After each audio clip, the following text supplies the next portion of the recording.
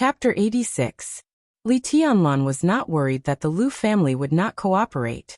Both Li Tianlan and Lu Tianjing knew how unreliable the so-called loyalty and power bought with pure violence were. The Lu family's style of doing things had always been calm and steady. They were good at compromise and forbearance.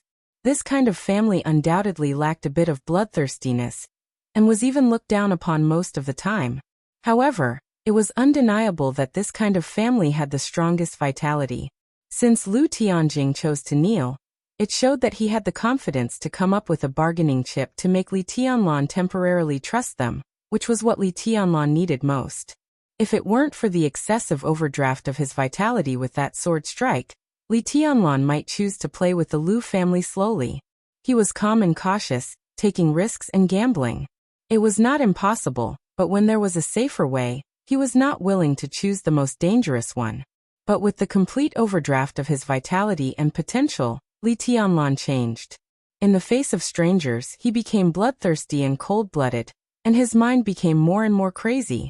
In the face of the Lu family's revenge, he did not hesitate to kill them. Such a fierce move was undoubtedly risky, but Li Tianlan felt that there was nothing wrong with it. It was nothing more than gambling with his life for the lives of the Lu family. If the Lu family were more unyielding, Li Tianlan would not mind killing them all. Because it involved a senior official at the level of deputy governor, the high-level officials of Zhongzhou state were bound to be furious. Layers of pressure would be transmitted to Huating. No matter how clean Li Tianlan did it, the truth would be found out bit by bit. At that time, the academics would never stand up for him because of this matter, and Samsara and Sai City were also out of their reach. Li Tianlan did not know and did not want to know how the Dongqing clan would react. In his current state, it seemed that he had no capital to think about the future. This time he came to the Lu family, his purpose was clear. He would either be a dog or die. Under the deterrence of absolute violence, would the Lu family compromise for the sake of future survival? Or would they die for the sake of past hatred? Looking at Lu Tianjing and others kneeling at the table in silence, Li Tianlan's eyes were calm. The answer seemed to be obvious. This was the best result for both sides, and also the result that Li Tianlan wanted the most. As a mature wealthy family that had developed for nearly 100 years, the Lu family would give up grudges and loyalty when the whole family was facing death. This was the most realistic, mature, cruel and most likely result. A life and death struggle? Li Tianlan was determined, but the Lu family did not have the courage. "Tell me, Mr. Lu, how should I trust you?" The living room was filled with the smell of blood. Li Tianlan ate slowly and calmly. As an important part of the Special Warfare Group, the Lu family was also one of the important peripheral forces of Kunlun City. Before Lu Tianqing died, he was an invincible realm expert at his peak. It was impossible for such a family to have no secrets. If the Lu family could come up with a secret that could win his trust for the time being, Li Tianlan's seemingly risky move, but in fact, it was not a big gamble, was the right move. "Dongyu," Lu Tianjing suddenly said. "Go to your father's study. There is a mechanism under the third grid on the right side of the bookcase. There are 3 password walls behind the mechanism. The password of the first 2 walls is your grandfather's death date and your father's ID number. The third wall is your brother's and your birthday on the lunar calendar. Go in and take out the things inside." Lu Dongyu, who was serving Li Tianlan, was stunned. Her first reaction was to look at Li Tianlan subconsciously. "Go." Li Tianlan waved his hand casually. He had 1 foot over the thundershocking realm. With his current strength, at least in the Lu family, he didn't need to be afraid of anything. Lu Dongyu, whose eyes were a little confused, quickly went upstairs. Lu Tianjing knelt where he was, with a painful and miserable expression. "Something very important?" Li Tianlan looked at Lu Tianjing with a faint smile. "It's not as important as the survival of the Lu family." Lu Tianjing's tone was a little numb. Li Tianlan took a deep look at him and said nothing. The old mayor of Huading did have the wisdom to compromise. The Lu family almost surrendered to him as a whole, which was much better than what he had expected before he came here. He had thought that even if the Lu family would compromise, it would only happen after only a few people were left in the family after they died. Who would have thought that Lu Tianjing would be so straightforward? Just a few people from the Lu family's branches died. And the main branch hadn't moved, but the old man directly knelt down. He was steady and calm. Thinking of what Li Beitian said when he told him the address of the Lu family, Li Tianlan smiled. He was really calm, so calm and rational that it chilled people's hearts. Lu Dongyu's charming figure disappeared on the second floor of the villa. Li Tianlan looked thoughtfully in the direction she left. His intuition told him that what Lu Dongyu brought back this time was definitely not trivial. The footsteps upstairs disappeared for less than 3 minutes, and then they sounded again. The sound of stilettos tapping on the steps of the villa was clear and light. Lu Dongyu trotted downstairs with a square metal box about 50 or 60 centimeters in her arms. The box was inconspicuous gray and white. It looked extremely old and inconspicuous. There was no password on it, only a small screen. The screen was dim and obviously not turned on. Lu Dongyu came to the dining room and directly handed the box to Li Tianlan. The corners of Lu Tianjing's mouth twitched, and he felt more and more upset. In the past few minutes, his heart could be said to be suffering. He hoped that Lu Dongyu could escape with the box, but he also hoped that she would come down quickly with the box. Now the result was clear, and there was no point in thinking about it. Bring your father here. We need his fingerprints and I'm masked to open the box. Lu Tianjing ordered in a calm voice. Lu Dongyu did not hesitate this time, and opened the box according to his method. There was a small wooden box in the box. Lu Dongyu took out the wooden box, put it in front of Li Tianlan, and stood beside him again. This is a gift from the Lu family to young Master Li, and it is also the biggest secret of the Lu family. Lu Tianjing looked at the box in front of him in a daze and said in a dry voice. Li Tianlan nodded, opened the box casually, and was suddenly stunned. In his sight, a soft light shone in the box, which made people feel indescribably comfortable. This was a piece of jade about the size of a fist. It had a perfect shape, was crystal clear, and was milky white in color. Several complicated ancient characters were engraved on the surface of the jade, and they were neat and tidy. The light from the jade was gentle and quiet, and it looked holy and solemn. Li Tianlan grabbed it and looked at it casually. He did not know the ancient characters, but he felt that it was something like a seal, like an antique. He frowned slightly, looked at Lu Tianjing and said, "What is written on it?" Lu Tianjing's mouth trembled, and his voice was bleak. "Those are the ancient characters of the Qin dynasty." He looked into Li Tianlan's eyes and said word by word, "Receive the mandate of heaven and live forever." Whether it was Lu Dongyu or the other kneeling Lu family members, they all changed their expressions and looked up at the same time. Receive the mandate of heaven and live forever. Everyone knew what these 8 words meant in the history of Zhongzhou state. Even Li Tianlan, who had lived on the border since childhood, had heard of these words. These jade. Li Tianlan pinched the jade in his hand and looked at Lu Tianjing and asked, "This is the imperial jade seal." Lu Tianjing said bitterly, "There is no folk saying that a seal can be carved out of a wall. His jade and the imperial jade seal are completely different things. The one in young Master Li's hand is the imperial jade seal that has long been lost in history." Li Tianlan narrowed his eyes and said calmly, "I'm afraid the Lu family can't get this kind of thing, can they?" "This is..." Lu Tianjing's body trembled slightly, and he gritted his teeth and said, "This should belong to Kunlun City. Gu Qingfeng found the imperial jade seal in a relic, but he didn't have time to bring it back to Kunlun City. Instead, my brother secretly took it back to the Lu family.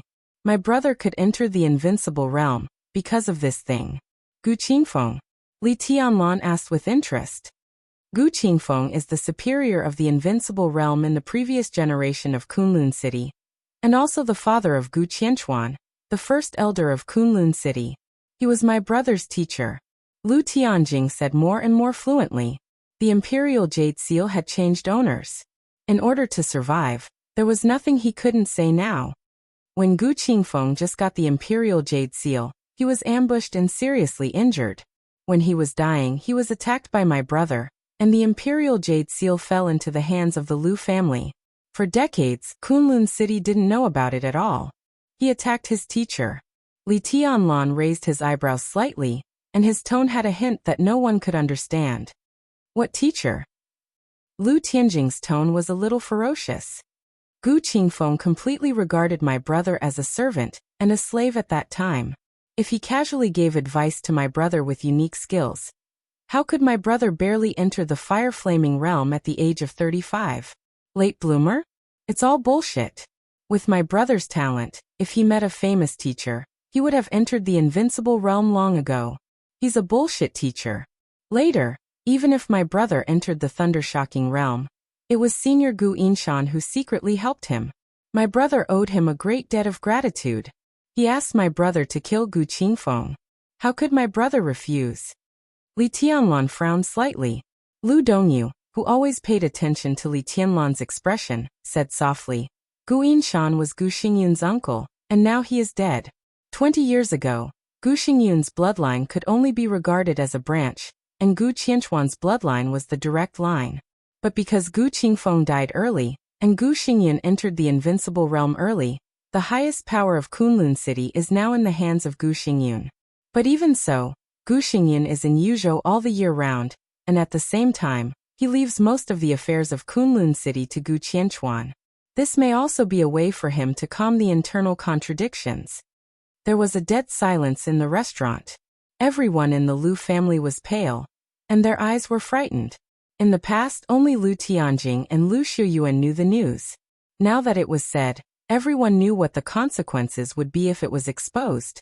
If Gu Qingfeng had not died, even if Gu Xingyun entered the invincible realm, the leading power of Kunlun City would not have fallen into Gu Xingyun's hands. Once the news was leaked, regardless of what would happen inside Kunlun City, whether it was Gu Xingyun or Gu Qianchuan, they would completely tear the Lu family to pieces in order to kill them or take revenge. This bargaining chip was so heavy. As they handed over the imperial jade seal, it could be said that the fate of all the Lu family members had been completely controlled by Li Tianlan. Li Tianlan held the imperial jade seal and remained silent. Today, I sent someone to kill you because I received an order from Gu Qianchuan. Everyone knows that you disabled Zhong Xiaofeng. Gu Qianchuan wants to use your death to provoke the contradictions between other groups and the Prince Group. In recent years, although the Prince Group and the Special Warfare Group have been very close, the former's dependence on Kunlun City has become less and less. But for the time being, the Special Warfare Group still needs the help of the Prince Group. Once you die, once the Prince Group is under pressure, they will continue to cooperate with Kunlun City.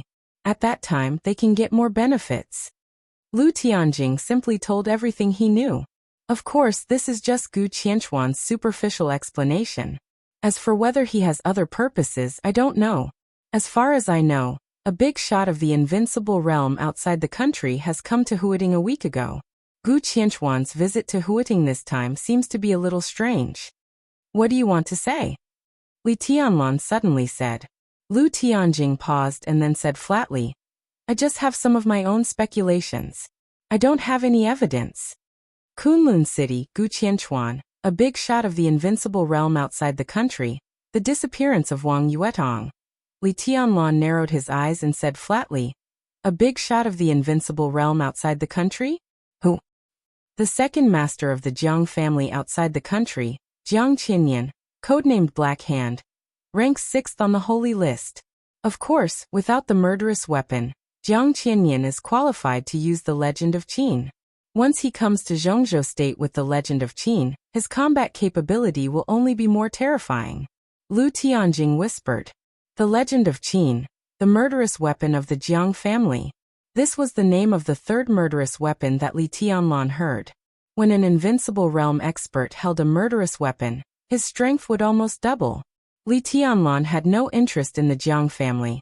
He just wondered if Jiang Qinyan had the strength to kidnap Wang Yuetong if he came to Zhongzhou State with the Legend of Qin. Did the Jiang family and the Wang family of Beihai not invade each other? Or were they hostile to each other? Li Tianlan held the jade seal in his hand and suddenly said, Do one thing. Let all the curtain take action, and thoroughly investigate the whereabouts of Wang Yuetong. His heart twitched and he continued to say, I want to see her alive, and I want to see her dead body. Lu Tianjing silently picked up the phone and gave the order. Then he continued to kneel on the ground without saying a word. Was Lu Tianjing involved in my father's treason? How much do you know? Li Tianlan asked abruptly, playing with the jade seal in his hand and looking at Lu Tianjing, who had put down the phone. I don't know. Lu Tianjing shook his head. My brother had just entered the invincible realm and was seriously injured when he came back. He didn't tell me about it. Li Tianlong glanced at Lu Tianjing and didn't ask further. The treason case, from the beginning to the end, was a series of processes, and the truth was deeply hidden. Even if Lu Tianjing was Lu Tianqing's younger brother, it was normal that he didn't know about it. Tell me about the Imperial Jade Seal. Li Tianlan put the jade seal on the table. Before he could continue, his cell phone suddenly vibrated. Li Tianlan looked at the number, stood up abruptly, and answered without hesitation. On the phone, a clear and nervous voice sounded, a little uneasy and pitiful. You. Where have you been? Li Tianlan took a deep breath, suppressed his emotions and said calmly, Where are you? I'm in the 9th building of Yonghua Villa. Chapter 87. 2 chapters were published in a row, and there was another chapter ahead. Li Tianlan said, Okay, and hung up the phone in confusion. He glanced at the dining room and looked at Lu Tianjing calmly. Can you handle these dead people? Lu Tianjing's eyes dimmed and he nodded. Very good. Li Tianlan picked up the Imperial Jade Seal on the table. I'm very satisfied with everything you said. From today on, I hope the Lu family can be a good dog. Can you do that? Lu Tianjing lowered his head to hide his eyes and nodded silently. A smile gradually appeared on the corner of Li Tianlan's mouth, and he said coldly, I know you're not convinced, but from now on, as long as I'm alive, the curtain is mine, and the Lu family is also my dog. You can consider betraying me, but you'd better think about the consequences. Consequences? Today, Li Tianlan only killed a few members of the Lu family, which was dispensable. Even if it was exposed, the people behind Li Tianlan could suppress it. But the Lu family gave him the Imperial Jade Seal, and even exposed their biggest secret. If the Lu family betrayed him, Li Tianlan didn't even need to do anything. He just needed to tell the story to Kunlun City, and the whole Lu family would die without a burial place. Lu Tianjing smiled bitterly and nodded silently. Li Tianlan turned and left. Lu Tianjing and the others of the Lu family subconsciously wanted to stand up and see him off, but Li Tianlan's cold voice had already sounded. Kneel. Li Tianlan returned to Yonghua Villa almost as fast as he could. It was still quiet in building number 9. Li Tianlan hurriedly opened the door of the villa and strode into the living room. The human emperor had been fully stretched out in his hand. His expression was calm, but his eyes were extremely vigilant. In the dark living room, a tall and slender beautiful figure sat quietly on the sofa. The moment she saw Li Tianlan come in, she stood up straight reflexively and took a step forward. Senior brother, how are you? Li Tianlan was confused. Looking at Wang Yuetong, who was intact in front of him, he whispered, Are you alone? Wang Yuetong nodded gently and looked at the white-haired Li Tianlan in the dark with complicated eyes. Aren't you missing? Li Tianlan pointed to the watch on his wrist and felt a headache. I went back to the Wang family of Beihai. Wang Yuetong whispered, But I didn't tell my father. She bent over and picked up her bag from the sofa. She fumbled in her bag and finally pulled out a small, slender box. The box opened. A 5 or 6 centimeter long glassware appeared in front of Li Tianlan. Inside the glassware, the crystal-clear purple liquid shone with an almost dazzling brilliance even in the dark. Wang Yuetong carefully held the glassware in front of her and said softly but firmly, Senior brother, drink it. What is this? Li Tianlan instinctively felt that something was wrong and asked with a frown. Wang Yuetong did not speak. In the darkness, her beautiful eyes blinked slightly, as if they were filled with tears again. Li Tianlan smiled bitterly and nodded. He took the utensil from Wang Yuetong's hand and drank it. He said helplessly, Thank you. Wang Yuetong looked at Li Tianlan in a daze and said softly, Dad doesn't want me anymore, and neither does the Wang family of Beihai. Senior brother, do you want me? She looked at Li Tianlan silently. Her tone was a little happy, but also full of despair. Even if it's only for one day. Li Tianlan's heart sank and he asked subconsciously, What do you mean? Wang Yuetong did not say much. She just whispered again. Do you want me? Before Li Tianlan opened his mouth, his body suddenly trembled. The purple liquid entered his abdomen and instantly turned into endless energy. It was an indescribable feeling. The soft energy quickly filled every inch of his skin. The weakness caused by excessive overdraft of vitality disappeared quickly. A familiar yet strange vitality soared in his body, as if it was endless. This is Li Tianlan's voice trembled.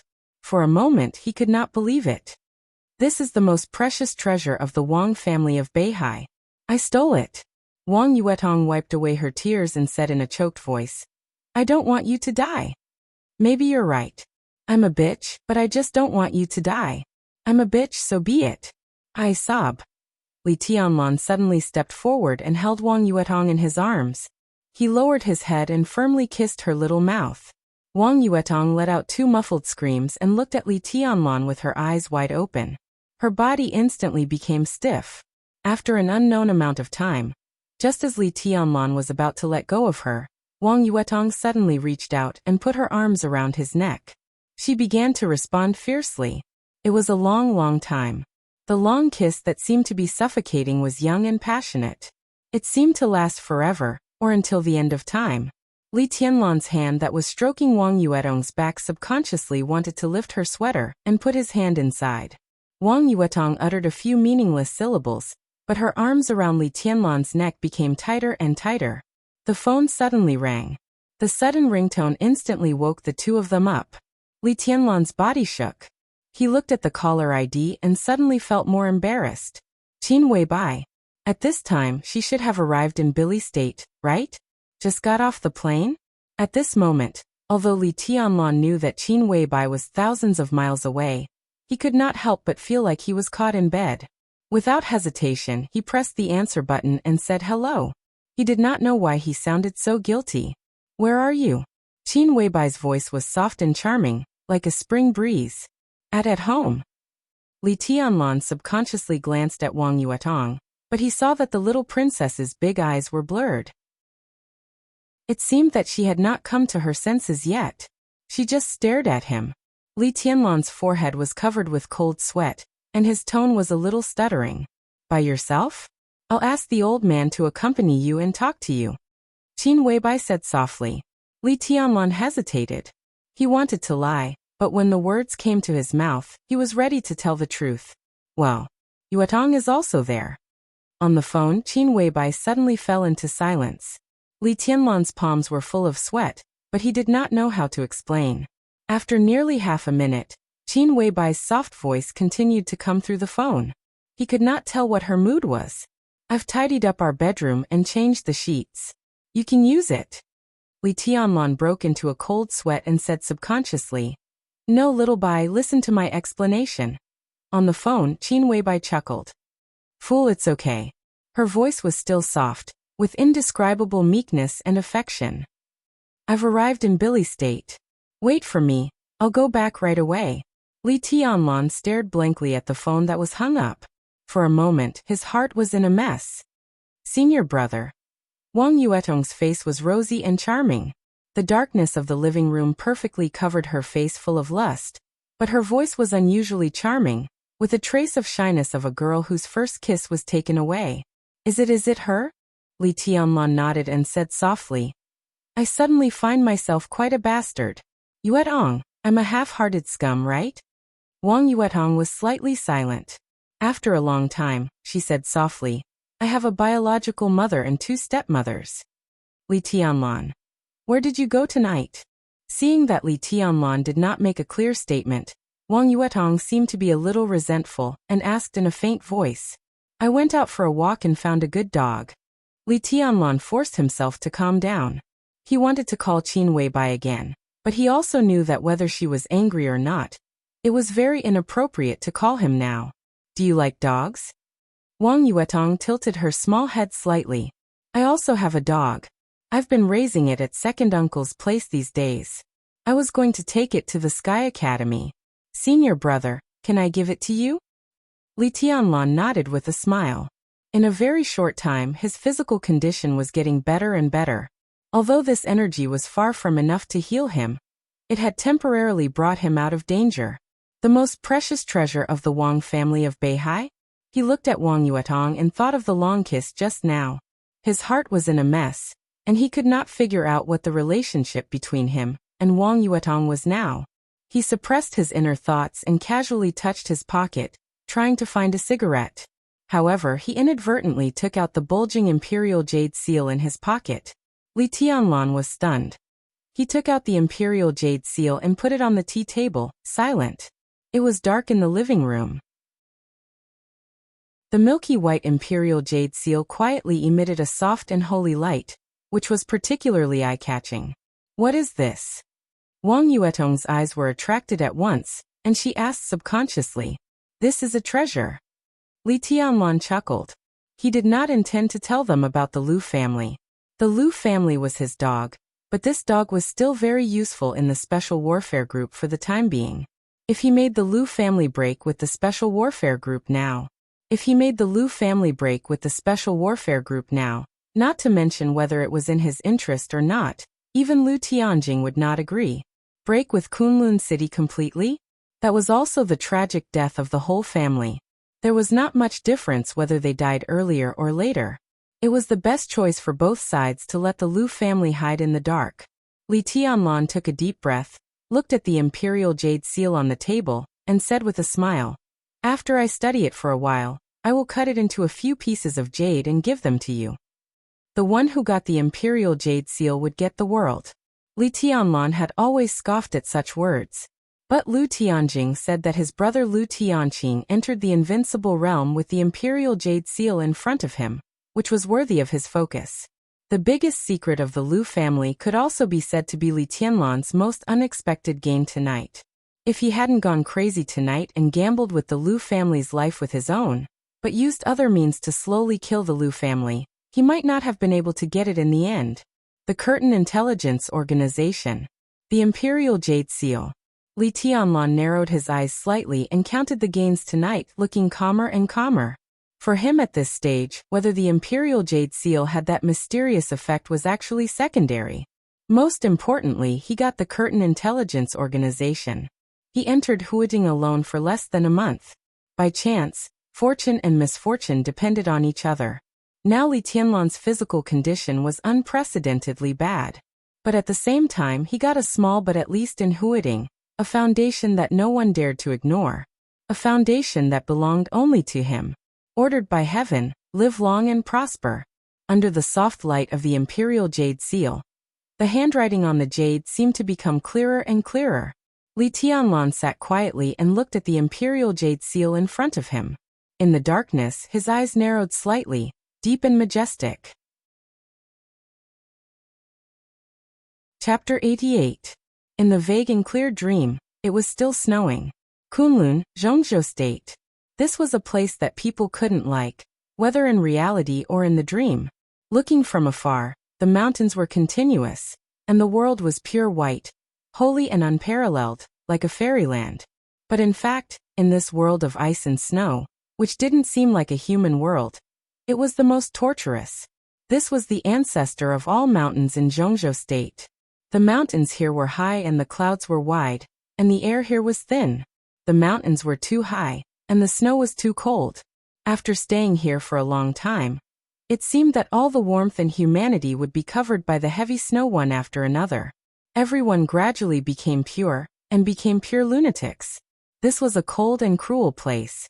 There was no morality, no bottom line, no right and wrong, no good and evil, and no warmth and kindness. Only the cold wind whistled between heaven and earth. Only the snow covered the mountains and fields. The snow was boundless. This was a place that would make people shudder at the thought of it. The sky of Kunlun in the dream was always gloomy and silent, with a kind of desperate black. The day here was not bright, and the night was not pure. In the environment where black and white were mixed with gray, despair spread throughout the mountains. The dream was like a monotonous movie, dull and rigid, recording everything clearly and deeply. The first thunder suddenly sounded. The thunder roared on Qingyun Peak, shocking the world. The pale lightning kept falling from the sky, and the heavy snow all over the mountains and fields was strangely turbulent in the air. The snowflakes were like swords, flying and shuttling. People kept falling from Qingyan Peak, which was thousands of meters high, and fell into the quiet city at the foot of the mountain. More people rushed up one after another, like a tide of people. The vast lightning fell, the white snowflakes drifted, the red blood flew, the black night, the snow-white mountains and the indifferent people.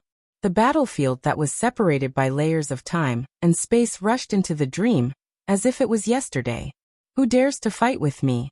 A man's voice was as clear as thunder, echoing between heaven and earth, and the mountains roared. Who is qualified to fight with me? The crowd dissipated. Corpses piled up like a mountain. Blood flowed like a river. A slender figure bathed in blood stood at the peak of the mountain in high spirits. Lightning was still falling from the sky, and the snowflakes were no longer shuttling back and forth. All of them were floating around him. The sword will and killing intent swept through the sky. Standing in the bloody battlefield, he seemed to be connected with heaven and earth, becoming the only thing in the world. When I move, the mountains and rivers topple over. If I die, then the heavens and earth will collapse.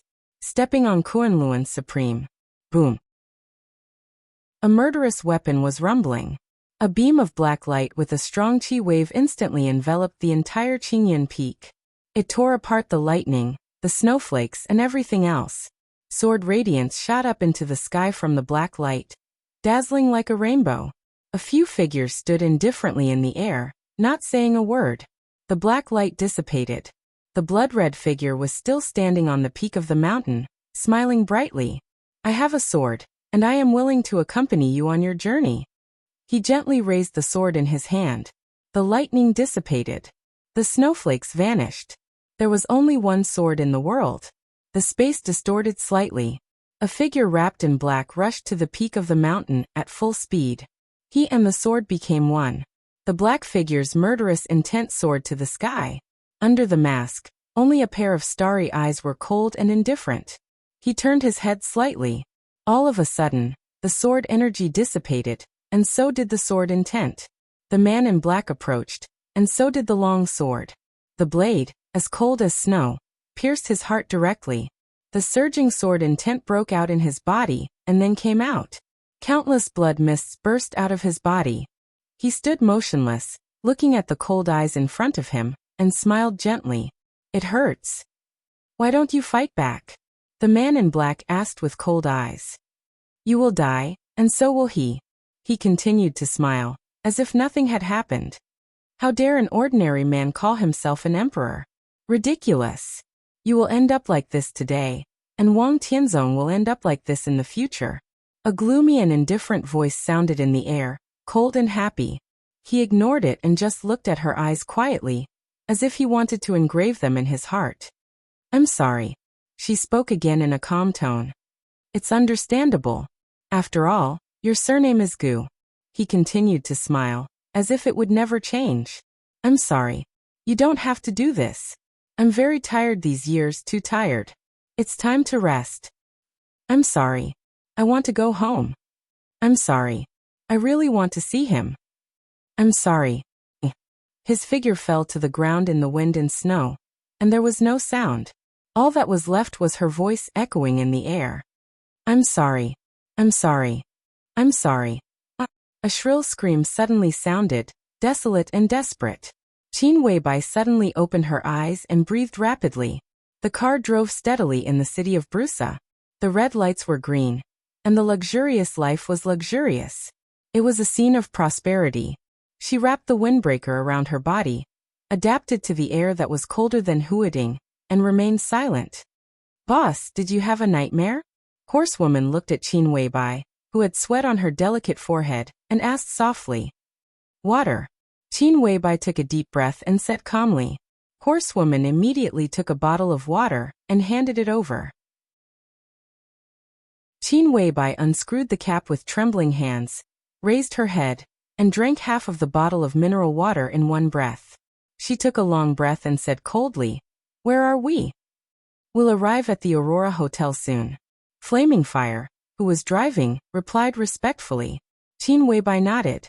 The Aurora Hotel was their scheduled rendezvous place, about dozens of kilometers away from the airport. Has my sister arrived yet? She put the mineral water aside and continued to ask. Flaming Fire nodded gently and did not speak. Qin Weibai turned her head to look out of the window and whispered, I don't want to wait anymore. The helicopter roared over the top of the mountain. Before getting off the helicopter, Dongqing Wudi, who was burning with anxiety, saw his father standing on the rooftop of the villa. The marshal of Zhongzhou State was straightforward. He did not wait for the helicopter to land, but directly opened the door and jumped down, landing beside Dongqing Hanguang. The entire rooftop shook slightly. Dongqing Wudi forced himself to calm down and called his father. Dongqing Hanguang turned to look at him and said calmly, Do you want to go to Huating? Dongqing Wudi was stunned and said with a wry smile, If you hadn't asked someone to stop me in the air, I would have arrived at Huating by now. Tianlan, you don't have to go. Dongqing Hanguang interrupted him and said in a tough tone, It's not appropriate for you to go now. Dongqing Wudi was silent and did not say a word. He knew that what his father said was right, but there were some things that could not be done simply by right or wrong. I just talked to Boss Qin on the phone, Dongqing Hanguang said. Regardless of whether his son understood what he meant or not, he said again, You go back to the Border Control Corps immediately. Huating, don't go there yet. How about I meet him on the way? Dongqing Wudi hesitated and could not help asking. You're not on the way. Dongqing Hanguang looked into the distance and said coldly, Not to the south, I want you to go to the Northeast Corps. Sky Academy. The higher-ups of the academy held a high-standard welcome banquet in the evening to welcome Tribulation, the deputy governor of Sai City and the deputy director of teaching, to join the star of Yan Huang. All the teachers of the Sky Academy attended the banquet, and the atmosphere was warm.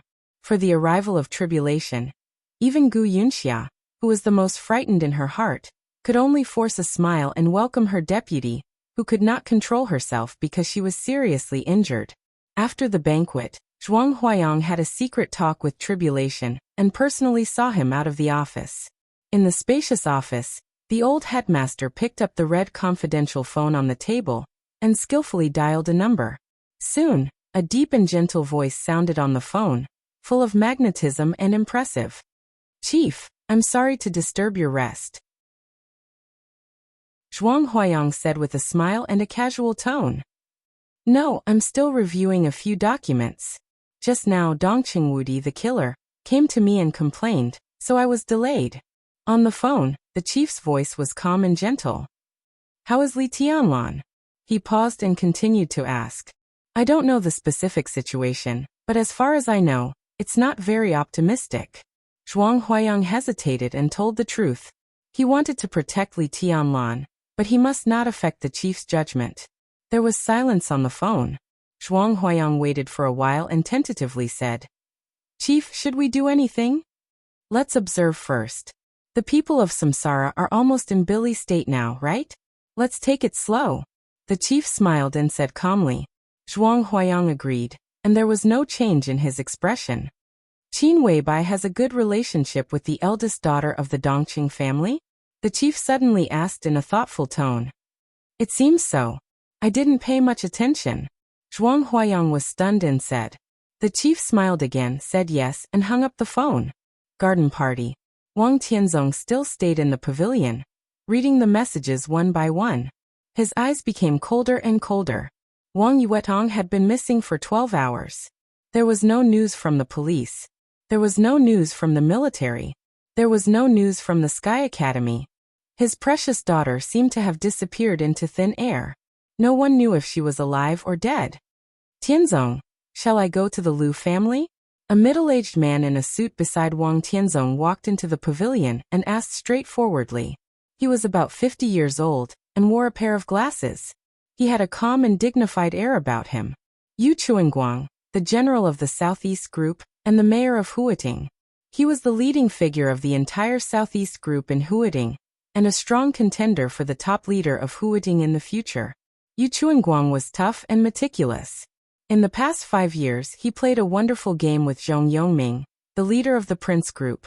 As a member of the decision-making committee and the top leader, Zhong Yongming was higher than Yu Chuanguang in both rank and status. But in the past 5 years, Zhong Yongming did not gain any advantage from Yu Chuanguang. Yu Chuanguang had a great influence in all departments in the city. But after the Prince Group conquered Huading, a series of standing committees in Huading were also adjusted. Now the top leaders of Huading had already formed a situation of fragmentation, and Yu Chuanguang's advantage had also been greatly weakened. But even so, he could hold his ground in the confrontation with Zhong Yongming, which showed the political wisdom of the general of the Southeast Group. After Wang Yuetong disappeared, Yu Chuanguang came to the garden party immediately, and had issued a series of search orders on the way. Under his direct intervention, almost all the forces in Huading had been dispatched to search for Wang Yuetong, but there was still no news of Wang Yuetong. She had been missing for 12 hours. That was enough time for anything to happen. Yu Chuanguang liked his niece Wang Yuetong very much. As time went by, he who had always been calm, finally couldn't sit still anymore. He stood up and wanted to go to the Lu family. In the whole of Huading, the Lu family's intelligence organization was the largest and most detailed. The curtain had been operating in Huading for decades, and in recent years, it had specialized in intelligence. Unlike other intelligence organizations, the curtain had never expanded. No matter how good the opportunity was, they turned a blind eye to it.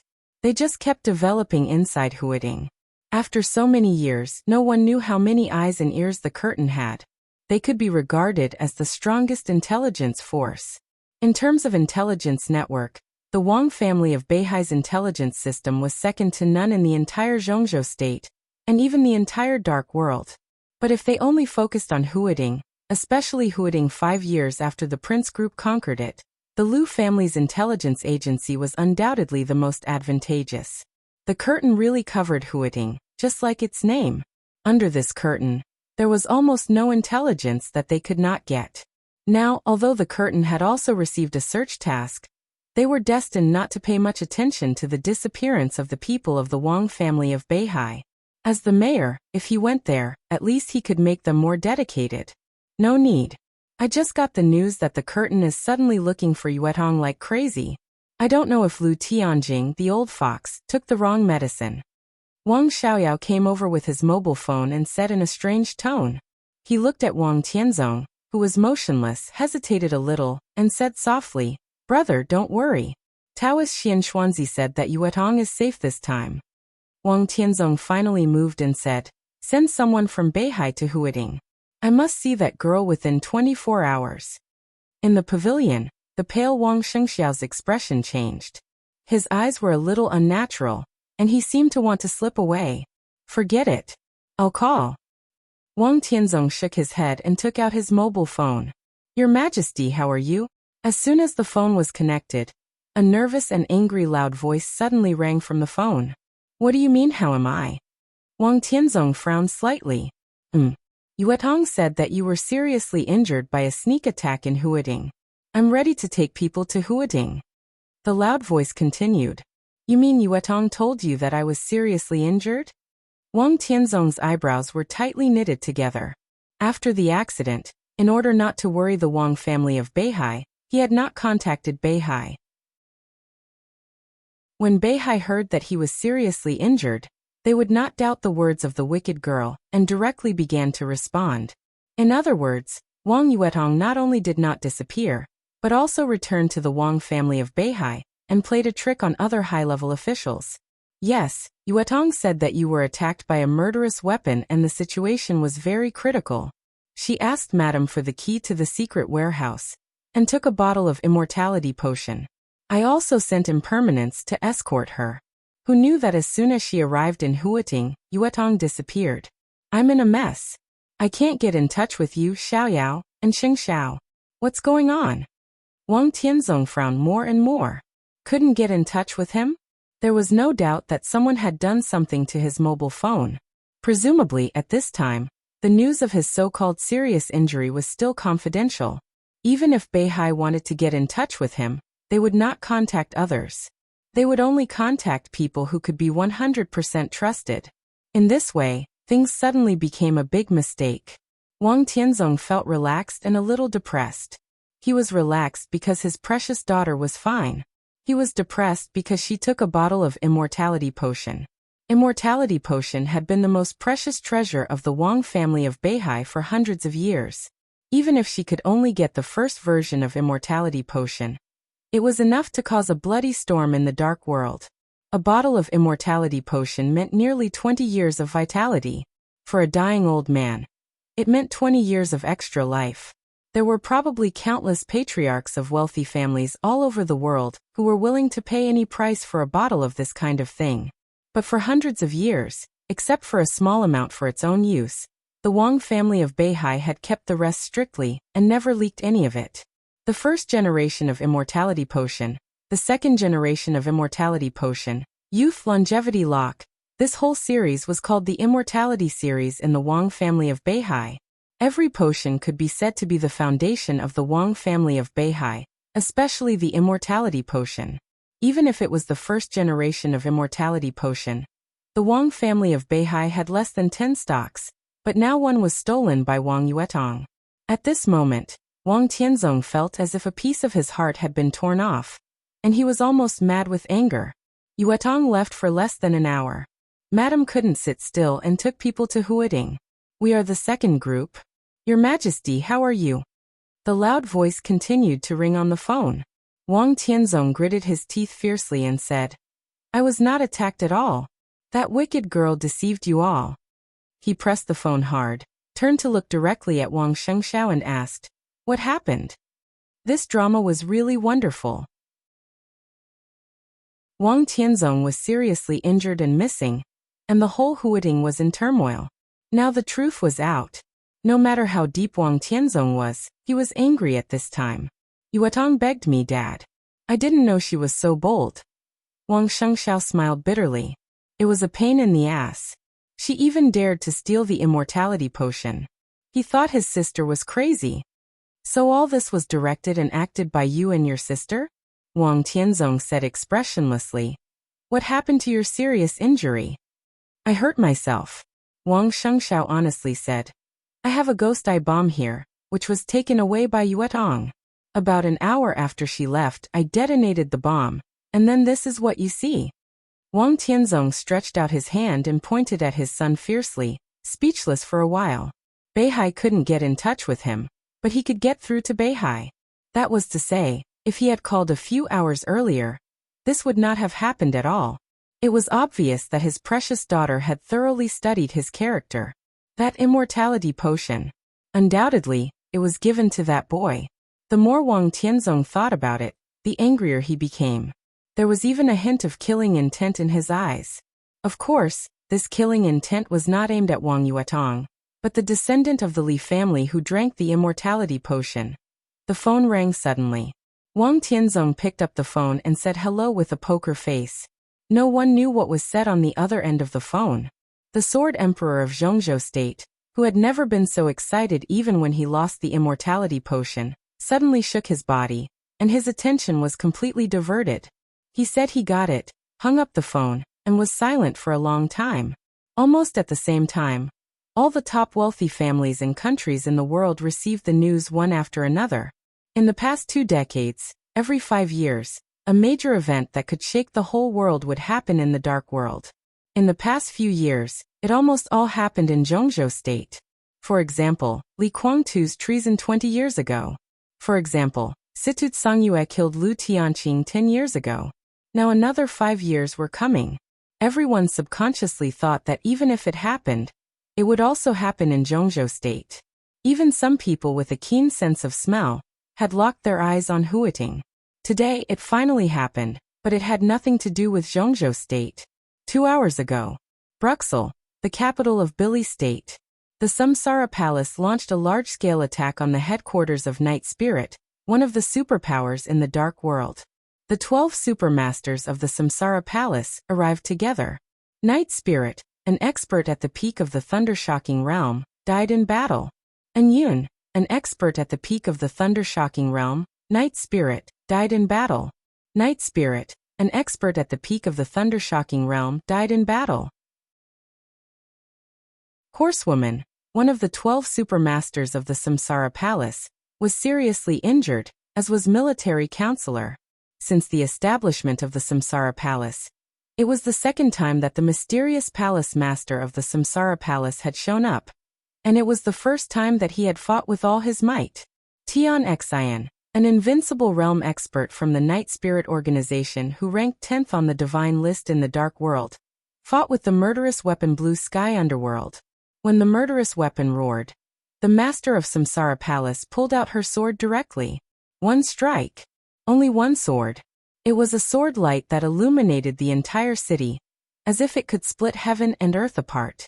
After one sword stroke, Blue Sky Underworld, one of the 12 murderous weapons in the Dark World, changed owners. The heavenly spirit fell. 15 years ago, Zhongzhou Sword Emperor Wang Tianzong killed Tianling with the murderous weapon Human Emperor. 15 years later, the master of Samsara Palace killed Tian Xian, who was holding the murderous weapon Blue Sky Underworld in seconds. Invincible kills invincible. The Night Spirit organization was destroyed.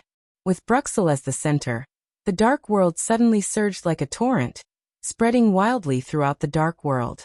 This was the sad song of the Night Spirit, and also the glory of Samsara. In recent decades, this was the first superpower in the Dark World to be completely destroyed.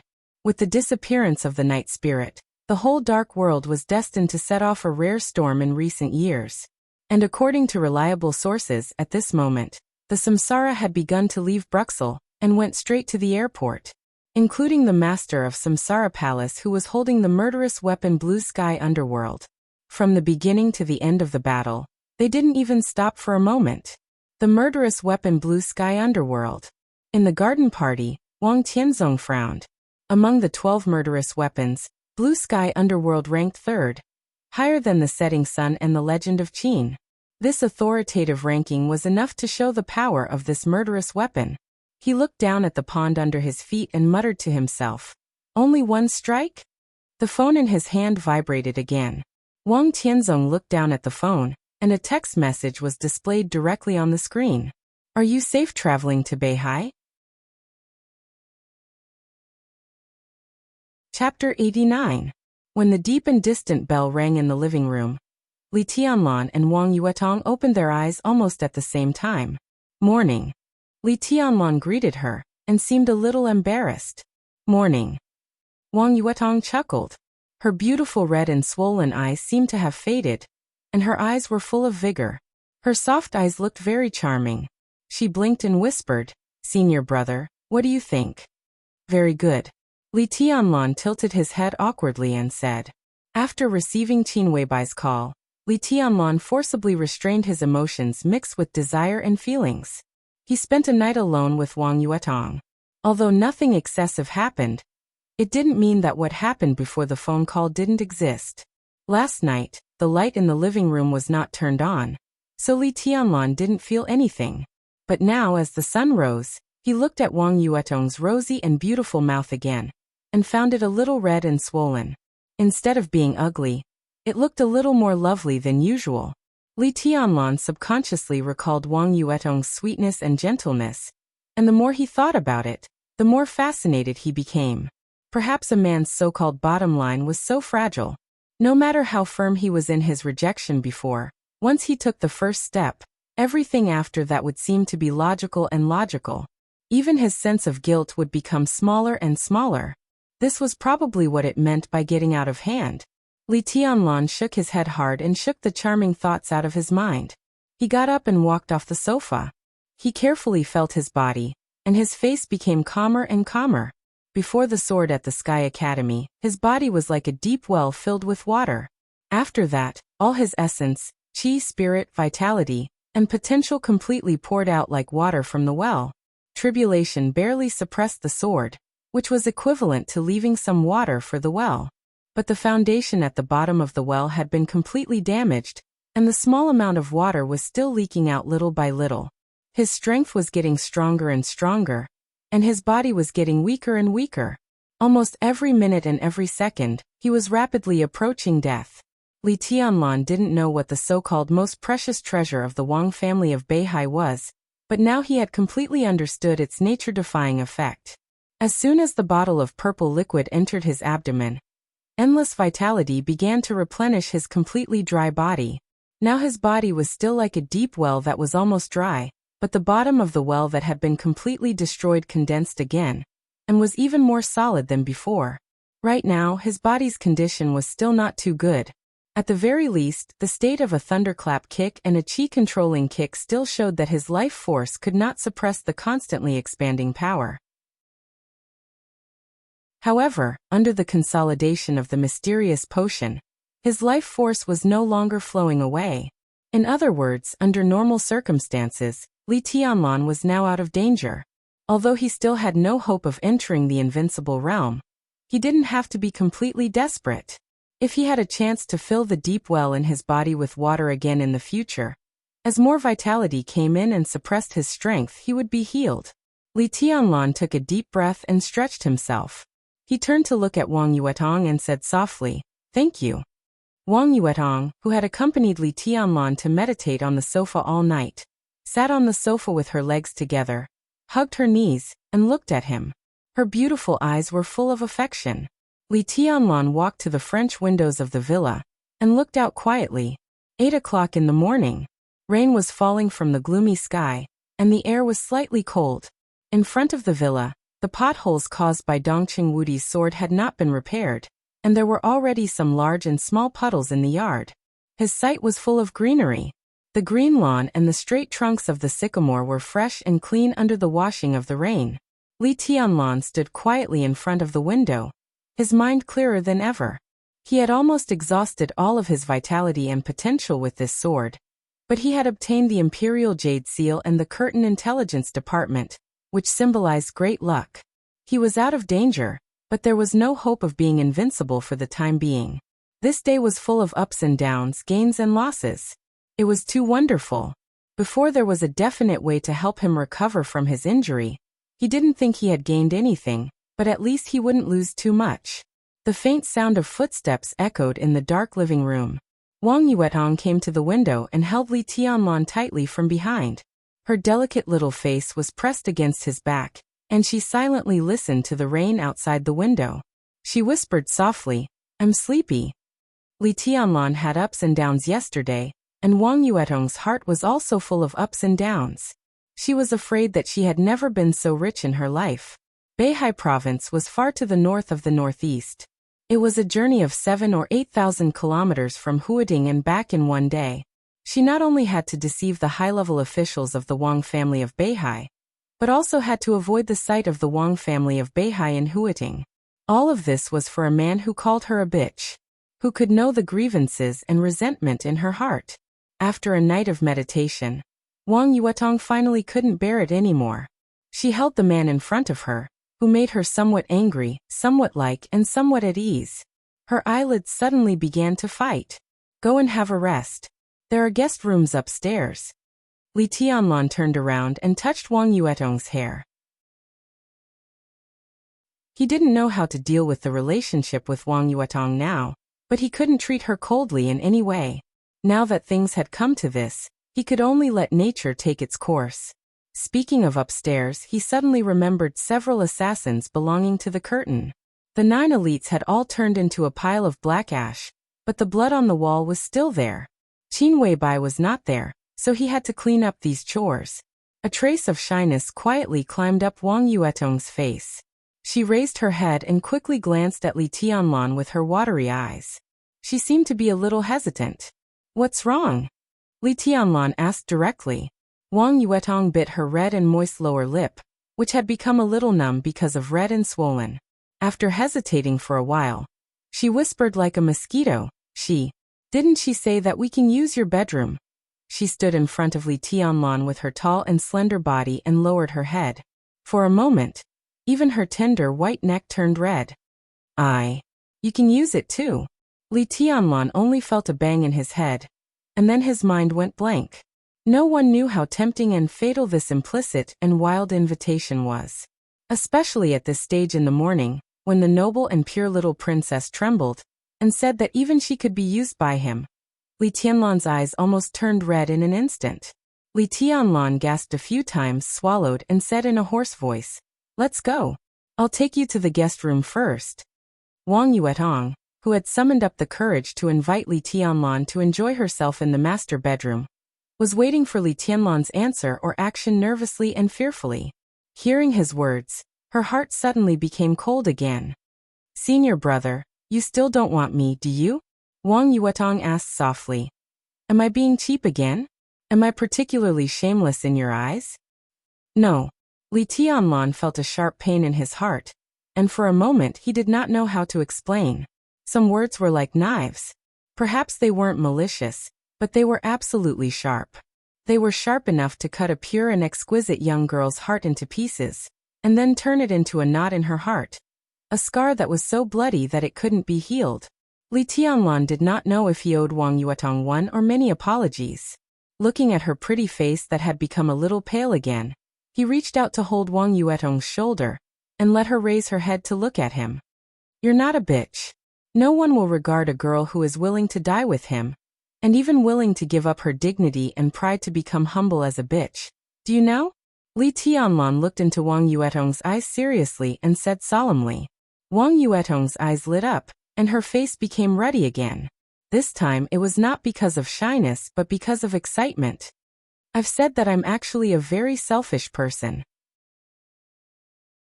The reason why I want to be even with you is that I know that no matter what happens in the future, it's unlikely that I will get back together with the Wang family of Beihai. If I become enemies with the Wang family of Beihai in the future, what should I do?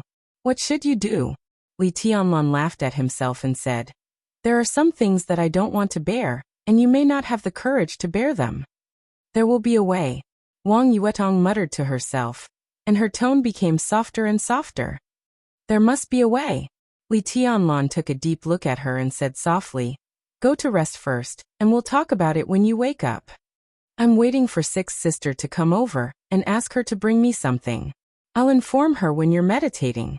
Wang Yuetong shook her head, and her legs moved a little unnaturally. She had given her first kiss last night. One had no experience, and the other had little experience, but the two novices kissed passionately. It was not until a long time after they separated that Wang Yuetong found that her underwear had been completely soaked and sticky, and even her jeans had some wet marks. Girls loved cleanliness, so she managed to endure it all night. Before dawn, she couldn't help but call the enchantress. You're not going home? Li Tianlan was stunned for a moment, and then he looked at Wang Yuetong and asked, I don't dare to go back, and I can't go back. Wang Yuetong shook her head and said pitifully, Senior brother, I'll stay with you during this period. Li Tianlan was silent for a long time, and then he nodded slightly. He knew why Wang Yuetong couldn't go back. The bottle of potion he drank last night was the most precious treasure of the Wang family of Beihai. What did the most precious treasure of a top rich and powerful family mean? Li Tianlan didn't know the specific value of the most precious treasure, but it could make his body recover to this extent overnight. It was not an exaggeration to describe its value in any way. After all, life was the most precious thing, above everything else.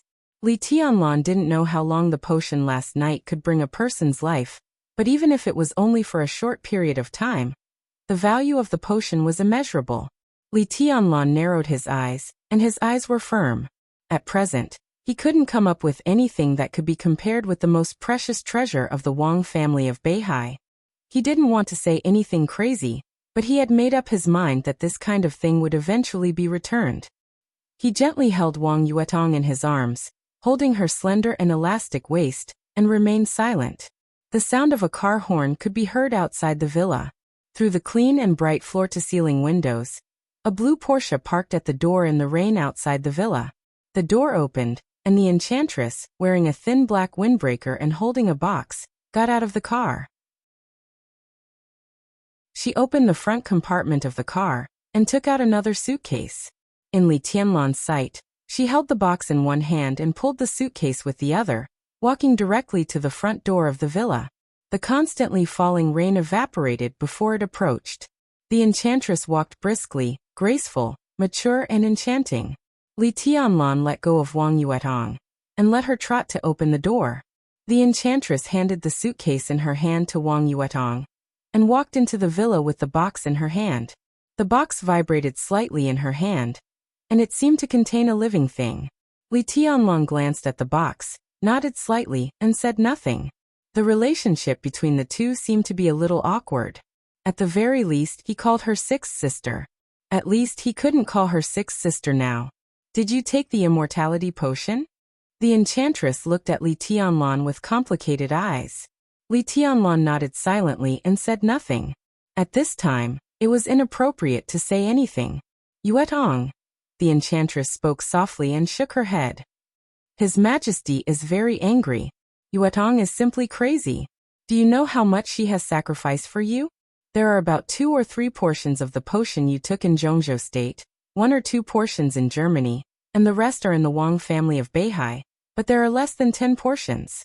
For hundreds of years, several invincible realm experts of the Wang family of Beihai would rather die than waste a bottle. Even His Majesty has not been so extravagant. Yuetong stole it and gave it to you. His Majesty was so angry that he almost broke off the father-daughter relationship with her. Li Tianlong subconsciously glanced at Wang Yuetong. Although he had tried to overestimate the preciousness of the most precious treasure of the Wang family of Beihai, listening to the enchantress's words, he still felt that he had underestimated it. The enchantress hesitated and continued, "Of course, if you are willing to join the Wang family of Beihai." Before she could finish her words, Li Tianlong's cell phone suddenly rang. Li Tianlong glanced at her, nodded, and walked aside to take out his cell phone. Behind him, the enchantress put the box on the tea table, looked at Wang Yuetong and whispered, "Don't go back for the time being. His Majesty is angry, and Madame dares not to plead for you." Li Tianlong took a deep breath and looked at the caller ID. It was a strange number. He pressed the answer button and said hello. "Young Master Li, this is Lu Shuyuan." On the phone, a dry and dull voice sounded. Li Tianlong could hear how reluctant and unreconciled the other party was just from his voice. Li Tianlong was expressionless and said coldly, "Say it." The imperial jade seal was in his hands. No matter how much the Lu family hated him, they could only be obedient dogs now. On the phone, Lu Shuyuan took a deep breath with great humiliation and said in a low voice, "We just got the news that last night, the Samsara Palace launched a large-scale attack on the Night Spirit Organization in Billi State. The Night Spirit Organization was destroyed, and the Blue Sky Underworld, one of the 12 murderous weapons, has fallen into the hands of the master of Samsara Palace." Li Tianlong's heart suddenly shook. What about the casualties of the Samsara Palace? "I'm not sure yet," Lu Shuyuan said calmly. "Zhongzhou State has made a response. He Ping, one of the standing committee members of Huading and the director of the Ministry of Politics and Law, has been suspended. Xiuqing failed to become an executive member, and is said to be taking over He Ping's position. Tan Qinghua is said to be transferred out of the Eastern Theater of Operations. Dongqing Qiuqi, the mayor of Wudong New Area, is said to be the secretary. Bai Qingqian was transferred to Guangzhou. It is said that she is also the secretary." Lu Xiuwei told them the information he had obtained. The people and things he mentioned were more or less related to Li Tianlong. "Bai Qingqian?" Li Tianlong frowned and asked. "General Dongqing's wife, Miss Bai. Guangzhou has always been considered the territory of the academic faction," Lu Xiuwei explained. "Oh," Li Tianlong said and hung up. Samsara had destroyed Night Spirit and obtained the murderous weapon. He Ping and Tan Qinghua's suspension and transfer were undoubtedly the goodwill that Zhongzhou State had shown to Samsara. As for the rest, perhaps it was the cooperation between the academics and the Dongqing clan. He held the phone and subconsciously dialed Qin Weibai's number. However, he found that the other party's phone was turned off. Li Tianlong took a deep breath and walked back to the living room absent-mindedly. He was getting more and more worried. In the living room, Wang Yuetong was holding a golden puppy and talking to the enchantress. Seeing Li Tianlong coming over, she got up gently and said with a smile, "Senior brother, sixth sister brought my dog here. I'll give it to you. How about we take it to the Sky Academy?" Li Tianlong nodded with a smile and took the puppy in his arms. "It's very cute." "Well, it's called Baby. It's only 3 months old." Chapter 90. As the youngest provincial administrative district in Zhongzhou State, Beihai Province, the land that once belonged to Snow Country and East Island, covered nearly 160,000 square kilometers. It was close to Zhongzhou State, sandwiched between Snow Country and East Island, like a dazzling pearl in the northeastern sea area of Zhongzhou State. Since the return hundreds of years ago, Beihai Province had been a major political province, economic province, and resource-rich province in Zhongzhou State. Today, it might not be the most developed province in Zhongzhou State, but Beihai Province, whose economic strength had always been in the front line of Zhongzhou State, was definitely the most beautiful place in the whole Zhongzhou State. There were a total of 11 cities in the North Sea Province. Among them, there were 2 sub-provincial cities and 9 prefecture-level cities. Close to 20 million people lived and worked in peace and contentment here. Moreover, as time passed, the population of each city in the North Sea Province would increase every year. With such an intuitive indicator, even a blind person could see that this young province's development potential had not yet reached its limit. This was the most special province in Zhongzhou State. There was an army and a system that belonged only to Beihai Province. For hundreds of years, countless senior officials and generals of Beihai Province went out from here, but few cadres from outside came in. This was autonomy in the truest sense of the word. It was unprecedented, and it might not be repeated in the future. Beihai Province belonged to Zhongzhou State.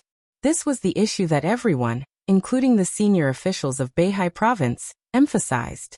But in the hearts of Beihai people, Beihai Province only belonged to Holy Mountain and the wealthy family on Holy Mountain. The provincial capital of Beihai Province was Shenzhou.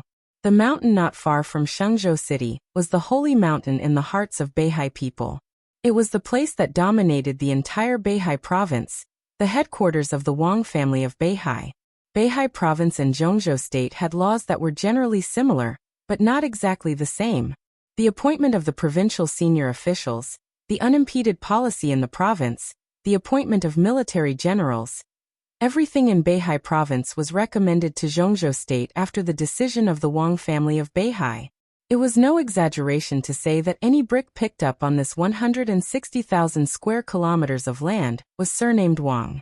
In Beihai Province, the entire Holy Mountain was the most mysterious and majestic place. It was the forbidden area of Beihai Province and could be called the Supreme One. Sacred Mountain was just what the common people in Beihai called it. The official name here was Beihai Mount Emperor Bing, which was located in the north of Beihai Province.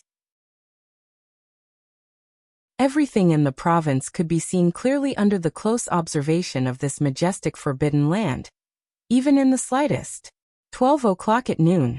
When the sky was the best, Wang Tianzong, the current patriarch of the Wang family of Beihai, appeared at the foot of Mount Dibing. He looked at the clear sky and waited quietly. Wang Shengxiao stood quietly beside Wang Tianzong. His face was calm, and there was no impatience in his eyes. Instead, there was a hint of a smile. Time passed slowly as they waited. The sunlight grew warmer. Wang Shengxiao, who was motionless, finally looked down at his watch and said softly, "Dad, it's time." Wang Tianzong nodded and said calmly, "Almost." Wang Shengxiao grinned. Beside their dignified and silent father, he and Wang Yuetong had always been the most open-minded. They were not afraid of saying the wrong thing. Basically, they said what they thought. "Dad, can we keep him in Mount Dibing this time? Our ancestors in the past." Wang Tianzong's eyes flickered and he shook his head slightly. After one night, the anger of losing the immortality potion seemed to have been completely suppressed by him. His tone became calm again. He has made up his mind to ignore the affairs of the world. This time he is just a guest. Let's not talk about anything else. He just wants to annoy us. Wang Shengxiao nodded and seemed to be a little regretful. He wanted to say something but stopped on second thought. "What do you want to say?" Wang Tianzong glanced at his son. Looking at his pale face, he felt helpless and thought of his precious daughter. That girl was really spoiled. She was spoiled by him, her mother, Wang Shengxiao, and the whole Wang family of Beihai almost spoiled her, so that she easily made a big trouble this time. In order to create the illusion that she was missing, Wang Shengxiao seriously injured himself. He was gratified that the brother and sister had such a good relationship, but he was more angry after losing the immortality potion. Dad, you're in his strength. Of course it's me. Wang Tianzong chuckled and interrupted Wang Shengxiao's words. That guy has strength, but he is too lazy. It seems that the general trend of the world has nothing to do with him. He has no combat experience. No matter how strong he is, he can't beat me. Oh, Wang Shengxiao said disappointedly. I wanted to pester him to teach me. Since he is so weak, then forget it. Nonsense. Wang Tianzong scolded with a smile and shook his head slightly. If he is really willing to teach you, he paused and shook his head. Forget it. It's probably impossible. Wang Shengxiao suddenly knew that his father's words were insincere. In other words, he was bragging. The corner of his mouth twitched. He held back his laughter and slowly raised his head to look at the mountain road. A small but majestic motorcade slowly appeared in sight.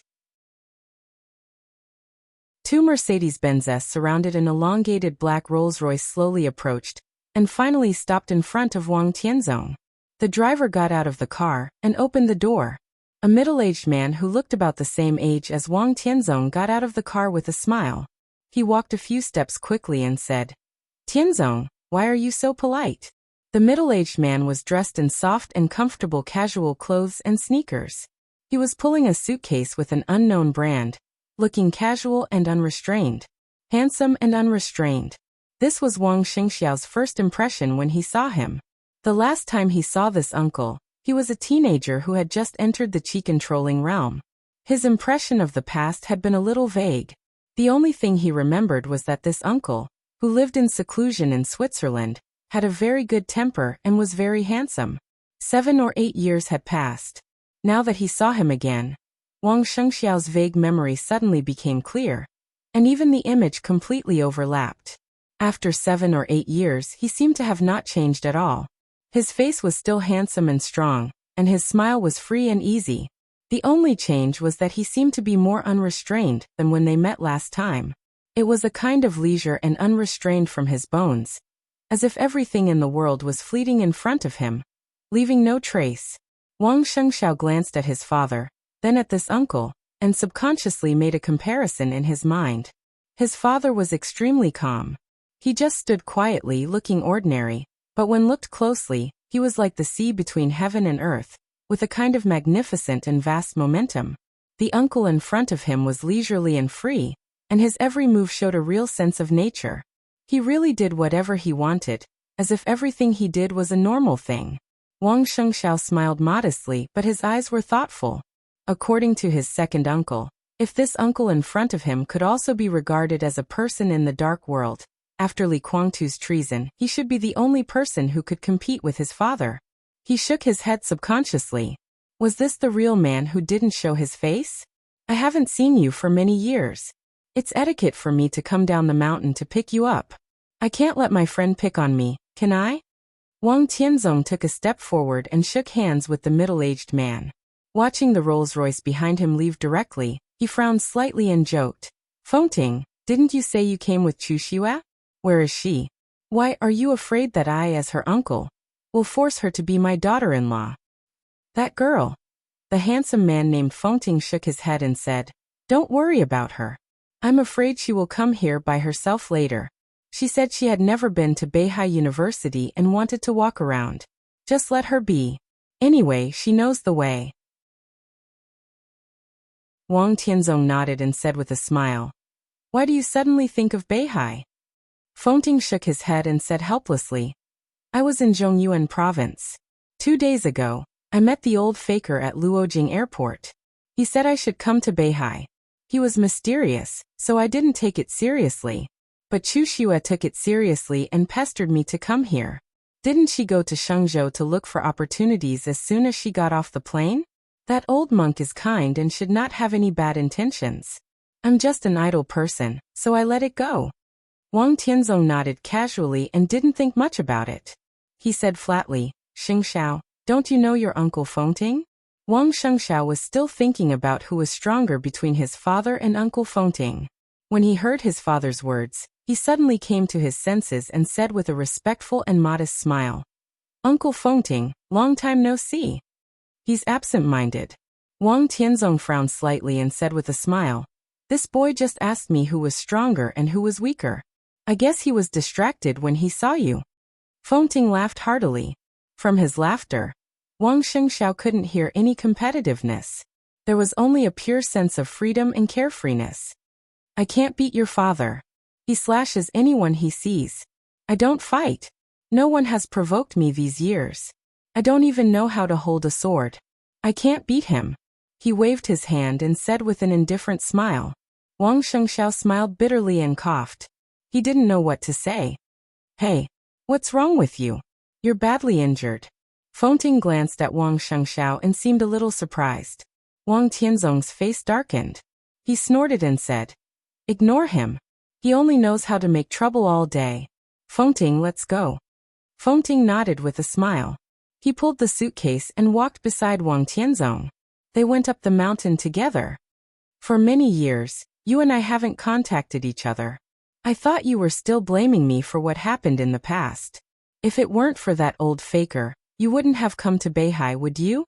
Wang Tianzong walked on the road in the mountains and said with emotion, "What happened in the past?" Fengting thought for a while, shook his head and said nothing. Wang Tianzong narrowed his eyes slightly and sighed softly. Just by looking at his old friend's attitude, he already knew that he still had a grudge about what happened in the past. "Even if I rank first on the divine list, I can't do whatever I want. I'm the patriarch of the Wang family of Beihai first, and then Wang Tianzong." Wang Tianzong said softly. Looking at Fengting, who was still silent, he laughed at himself and said, "Forget it. You just arrived. Let's not talk about this. I'll arrange a place for you to rest first."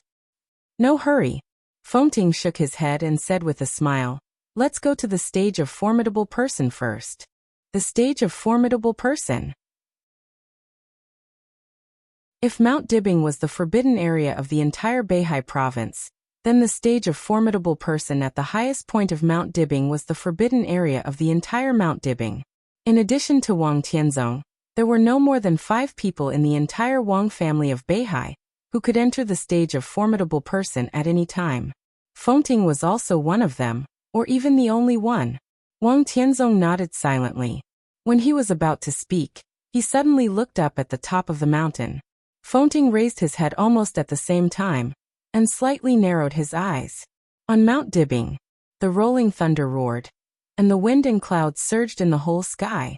The fighting intent and killing intent rose at the same time, a kind of momentum that seemed to go straight to the 9th heaven, and into the clouds instantly filled the entire top of the mountain, with extreme fierceness and sharpness. There was sword intent scattered all over the top of the mountain, layer upon layer. A clear female voice sounded and echoed in the whole Mount Dibing. The sound lingered endlessly, like a phoenix dancing in the 9th heaven.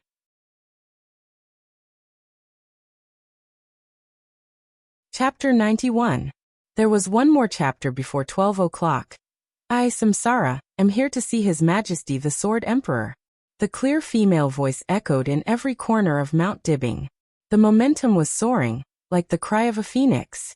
She said she was here to see him, but this way of appearance was not even peaceful, not to mention low-key and humble.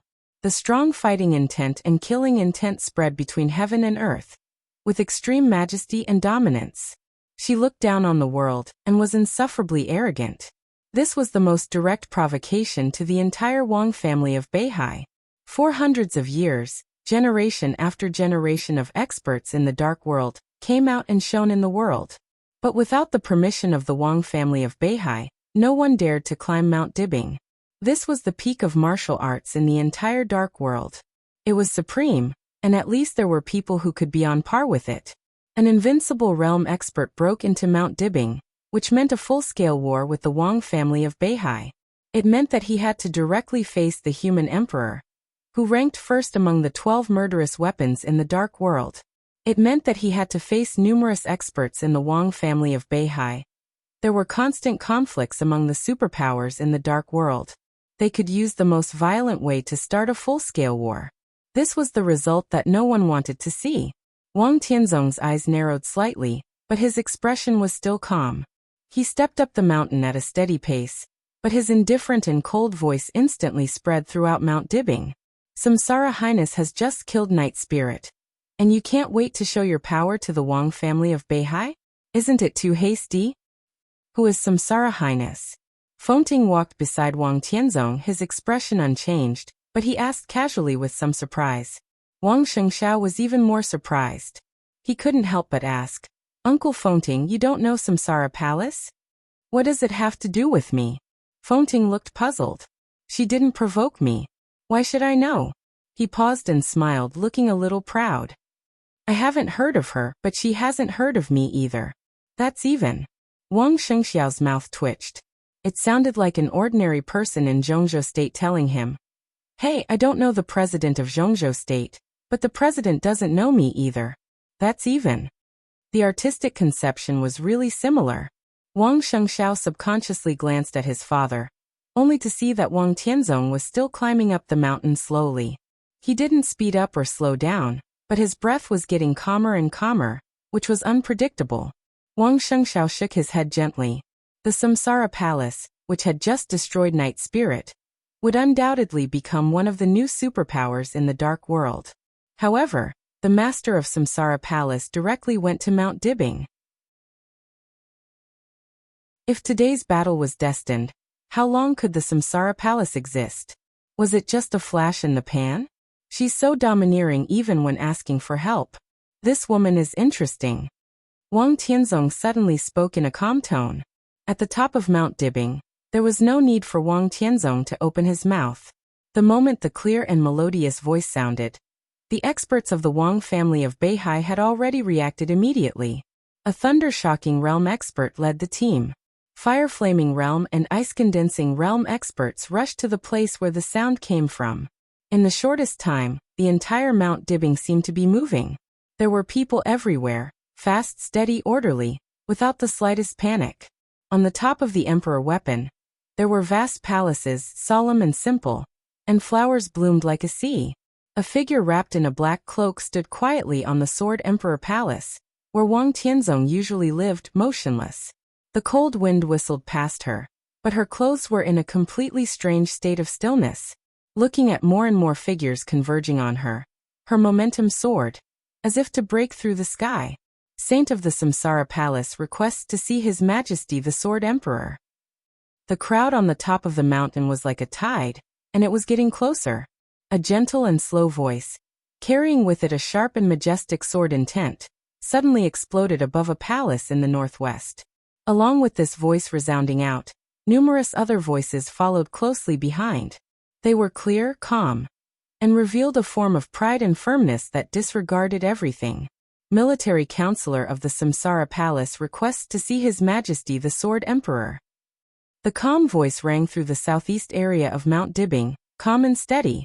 General of the Samsara Palace requests to see His Majesty the Sword Emperor. The southwest was covered by a deep voice, like muffled thunder. Duke of the Samsara Palace requests to see His Majesty the Sword Emperor. An elegant and weird voice in the northeast chuckled like the wind. Azura of the Samsara Palace requests to see His Majesty the Sword Emperor. In the east, a momentum full of destructive aura suddenly rose. Horsewoman of the Samsara Palace requests to see His Majesty the Sword Emperor. In the west, there was a solemn and dignified female voice. Azure Dragon of the Samsara Palace requests to see His Majesty the Sword Emperor. In the south, lightning flashed. The light was bright, and the thunder rumbled. Swordsman of the Samsara Palace requests to see His Majesty the Sword Emperor.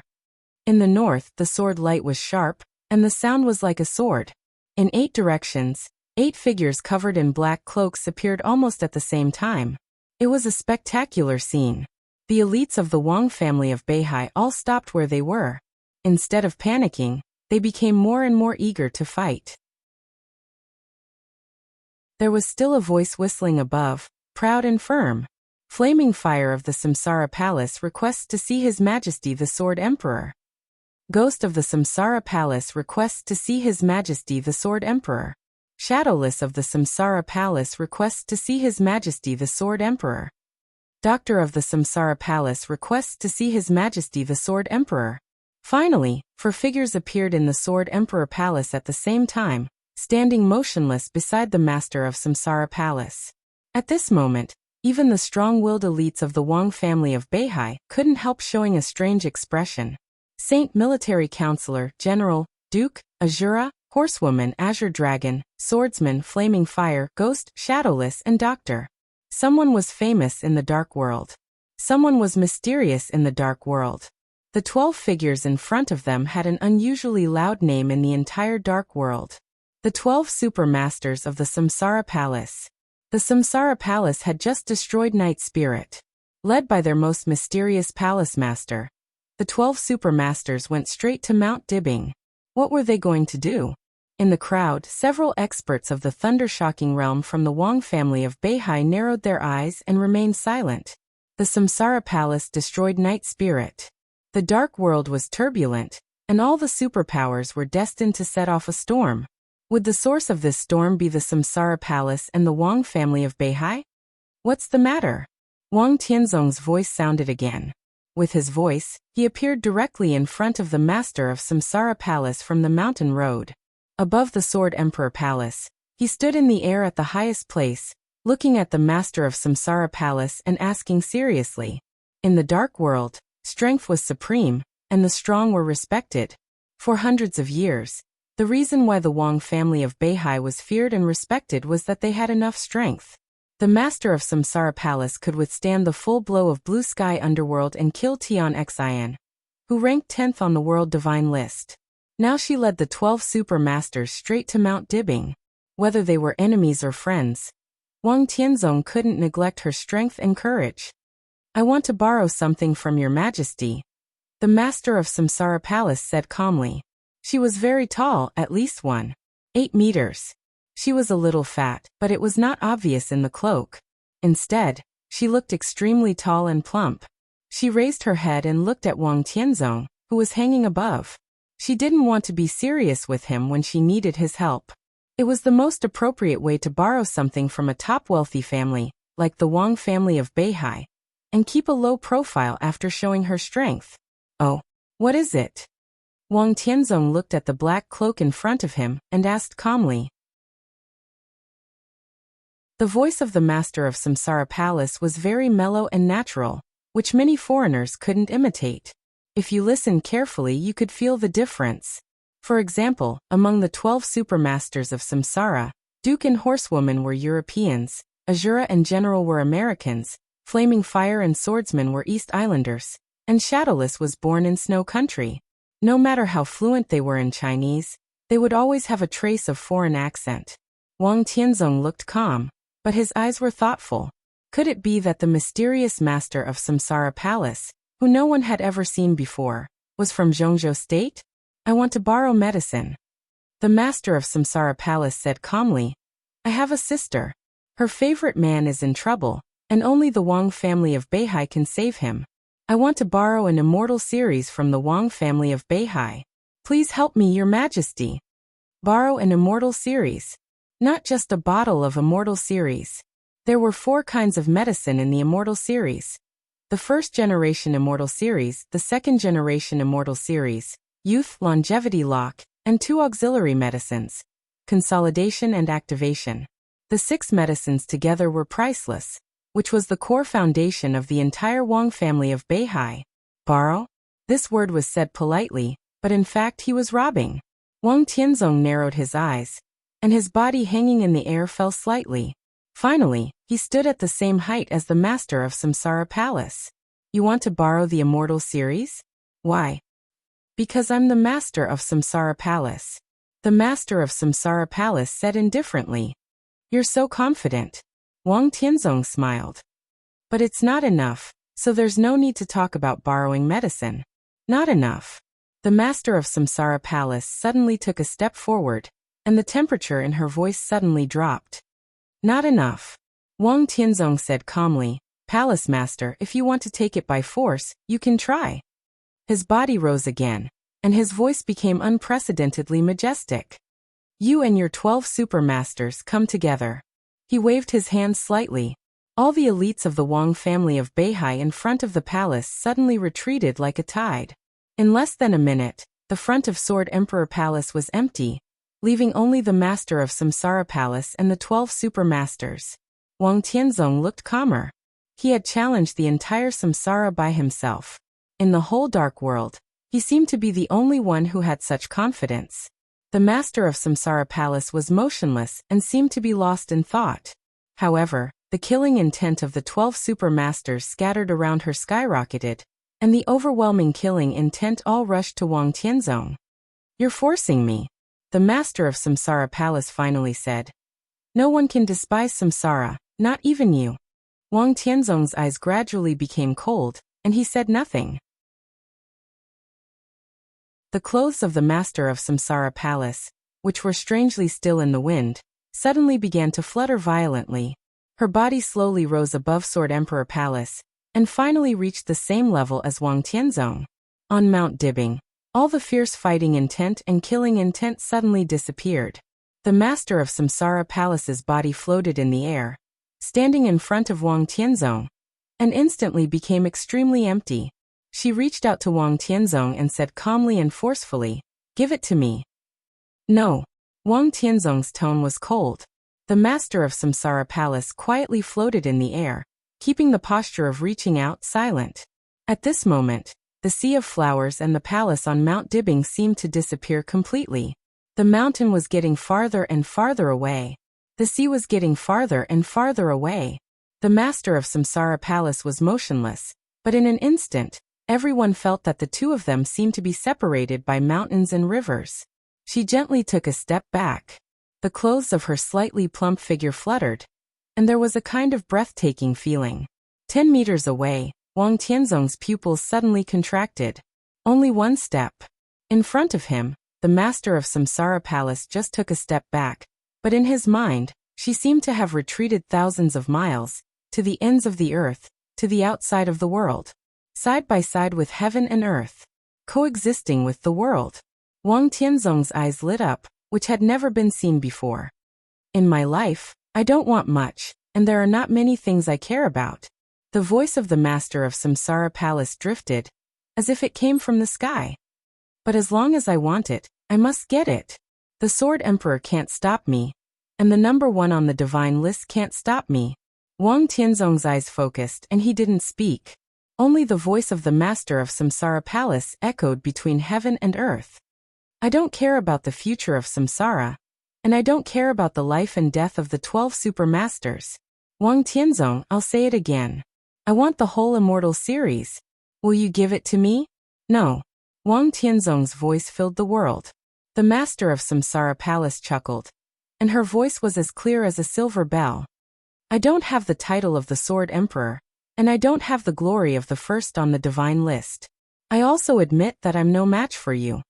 She stood in front of Wang Tianzong, and her outstretched palms closed slightly. Crack! The clear cracking sound echoed in every corner of Mount Dibbing. On Mount Dibbing, all the air began to twist in a state that no one had ever heard of. The cracking sound became more and more intense. The voice of the master of Samsara Palace was calm, and there was no fluctuation. "But I have a sword." She looked at Wang Tianzong seriously. "With one sword, I will die, and you will be seriously injured." Under the slaughter of the 12 super masters, how many people in the entire Wang family of Beihai and the entire Mount Dibbing will be left? The Wang family of Beihai will be destroyed. After you recover, you will be invincible in the world. So what? No matter how you retaliate, it's none of my business. Wang Tianzong, I'm different from you. I'm a madman. I can ignore the consequences, but can you afford to gamble? She closed her palms completely. The air was extremely compressed, and a slender long sword was completely formed in her hands. All the air nearby was still constantly twisting into a mass, and it was chaotic. Under the scorching sun, the light was still bright, but in the twisted air, everyone's eyes were blurred. The master of Samsara Palace held the sword hilt tightly. There was no sword energy in the air, and her whole person seemed to be illusory. In a trance, she seemed to become another person. In Wang Tianzong's sight, everything was changing. The figure of the master of Samsara Palace had disappeared, and a figure in white appeared in front of him in the constantly compressed air. He held a sword in one hand, and he was in high spirits. He moved forward in heaven and earth, waved his sword and killed the enemy. From the thunder-shocking realm to the invincible realm, he swept everything away. It was a kind of invincible aura. He was bloodthirsty, calm, and crazy. No one could stand in front of him. All the living beings in the mortal world, the gods and demons in the sky, disappeared under his sword. Sand, desert, deep sea, city, wind and rain. He moved forward all the way, and the sword intent became thicker and thicker. Countless enemies fell in front of him. All the pictures became pale, fixed and finally disappeared. It seemed to be a heavy snow. Wang Tianzong closed his eyes and opened them again. The figure in white had already disappeared. The master of Samsara Palace stood in front of him silently with a sword in one hand. Only the momentum that could almost make the sky fall, and the earth crack was still rising. At the same time, on the mountainside, Fengting, who had been climbing the mountain slowly with Wang Shengxiao, was shocked and looked up in surprise. Wang Shengxiao, who was confused, just wanted to speak, but his arm suddenly shook. He lowered his head slightly. In his sight, the suitcase brought by Uncle Fengting was shaking violently. There seemed to be a living thing in the suitcase, struggling to get out. The sound of metal crashing kept ringing in the suitcase. Clang, clang. The 15th blade. Fengting opened his mouth gently and murmured to himself. Bang. The suitcase in Wang Shengxiao's hands suddenly exploded, and the daily necessities were scattered all over the ground. In the suitcase, a simple and ferocious long sword whistled up. The long sword was unsheathed, and a scarlet sword blade flashed away. The sword intent all over the sky was released, and it echoed with the sword light at the top of the mountain. I owe the Li family a sword stroke in the past. Is it finally time to pay it back? Fengting grabbed the sword blade. The long sword kept shaking in his hand, but it could not leave his control and fly to the top of the mountain. It turns out that he is really a master, not a fraud. He murmured to himself. His figure flashed, and he rushed to the top of the mountain in an instant. The 15th blade? In front of the Sword Emperor Palace, Wang Tianzong looked at the master of Samsara Palace in front of him and said softly, "The 24 moves of Sword of the War God family of Zhongzhou State shocked the dark world, and several moves belonging to the Invincible Manual were said to be invincible in the world. But among the 24 moves of sword, the 15th blade was the one with the most profound sword intent, the most brilliant talent, and the most unpredictable. This move did not only belong to the Invincible Manual, but also had a name that was very suitable for the Samsara Palace. The 15th blade Samsara. The 15th blade was the reincarnation of sword momentum and artistic conception, and it was the extreme condensation of essence, chi, and spirit. There were similar unique skills, such as the Bloody Azura of Azura Path, but the Bloody Azura burned potential. Compared with the sword intent of the 15th blade that reincarnated the past, it was completely different. Wang Tianzong had seen Li Guangtu use the 15th blade. He borrowed Li Honghe's sword intent, and once killed an expert at the peak of the Thundershocking realm, when he just entered the Thundershocking realm. Except for those who were familiar with the 24 moves of sword, no one knew what was going on with this move. Wang Tianzong only vaguely knew that the 15th blade was similar and imitated, but its artistic conception was more profound. It was the most thorough integration and sublimation of willpower and power. For example, when Li Guangtu was in the Thundershocking realm, he could reincarnate Li Honghe's sword intent in an instant. In the 24 moves of sword, this was the most special move. Not only others but also every move in the 24 moves of sword. The 15th blade could reincarnate perfectly. This could be said to be the ultimate killing move in the 24 moves of sword. After one move, all the essence, chi and spirit of the swordsman would be consumed, and he would fall into an unprecedented period of weakness. Depending on the situation, there was even the risk of death. To put it simply, the 15th blade was a high-level imitation unique skill. This move itself was only the foundation, but the sword imitated by the opponent was the most terrible. Wang Tianzong closed his eyes again and frowned slightly. The figure that appeared in front of him just now was clear and vague in his mind. When he thought about it carefully, he found that he seemed to be completely strange to the opponent, but also somewhat familiar. The master of Samsara Palace did not imitate Li Honghe, not Li Guangtu, But the sword in front of him was indeed the 15th blade. Whose sword intent did she imitate? Is it worth it to fight with me desperately for a sister? Wang Tianzong opened his eyes and said in a cold tone, I used to care about the most, but I destroyed her with my own hands. Now I only have her. Do you think it's worth it? The master of Samsara Palace's tone became calmer. The long sword in her hand was slightly raised. Crack! The sword Emperor Palace under her instantly shattered into pieces in the violent distortion of the air. Stop! A hasty shout suddenly rang out. Fengting held the long sword in his hand and instantly rushed through the distorted air, appearing directly between Wang Tianzong and the master of Samsara Palace. With his back to Wang Tianzong, he looked at the master of Samsara Palace and said with a bitter smile, Don't get excited. It's just a small thing. Do you need to fight to the death? The master of Samsara Palace did not move her sword. The cloak covered all her expressions, so no one could see her expression. Fengting took a deep breath and looked at the strange, chubby, tall woman in front of him. He tentatively said, You are. The master of Samsara Palace finally looked at him and said blandly, Get out of the way. I'm talking to you. Fengting said helplessly, I'm a great expert anyway. I suddenly appeared here. I asked who you are. Don't you ask who I am? Lin Fengting. After the ancestors of Zhuanyuantai of Kunlun, your ancestors founded Zhuanyuantai of Kunlun, and then lived in seclusion in Switzerland. They stood aloof from worldly affairs and handed Zhuanyuantai over to their disciple, the Li family. What's there to ask? The master of Samsara Palace's tone was indifferent. Lin Fengting's body trembled slightly. Even Wang Tianzong's face changed slightly. How do you know? Lin Fengting asked subconsciously. It doesn't matter. The master of Samsara Palace said calmly, I want a copy of the Immortal series. Give it to me or fight. She looked over Lin Fengting at Wang Tianzong, and her fighting desire grew stronger. You're from the Li family, Wang Tianzong said softly. His tone was not a question but a statement. The simple sentence made the sword intent of the master of Samsara Palace suddenly stagnate, and her tone became a little confused. I don't know.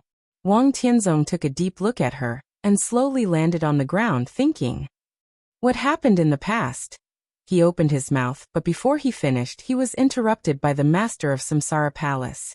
I'm not interested in what happened in the past. I want a copy of the Immortal series. As for what happened in the past, we don't owe each other anything from now on, and our grievances are written off. Can you represent the Li family? Wang Tianzong's eyes flashed. The master of Samsara Palace was silent for a while and said blandly, Li Tianlan is the descendant of the Li family. I can't, but he can. Tianzong. Lin Fengting landed beside Wang Tianzong and said calmly and seriously, I know I don't have enough face, but if possible, give it to her. How about I come to the Wang family of Beihai as a guest next year? Come next year. Wang Tianzong took a deep look at him. What he said was obscure. What he said was ambiguous, but he knew what it meant. The grudge in the heart of this old friend of many years seemed to vanish with this Immortal series. I can give you the Immortal series.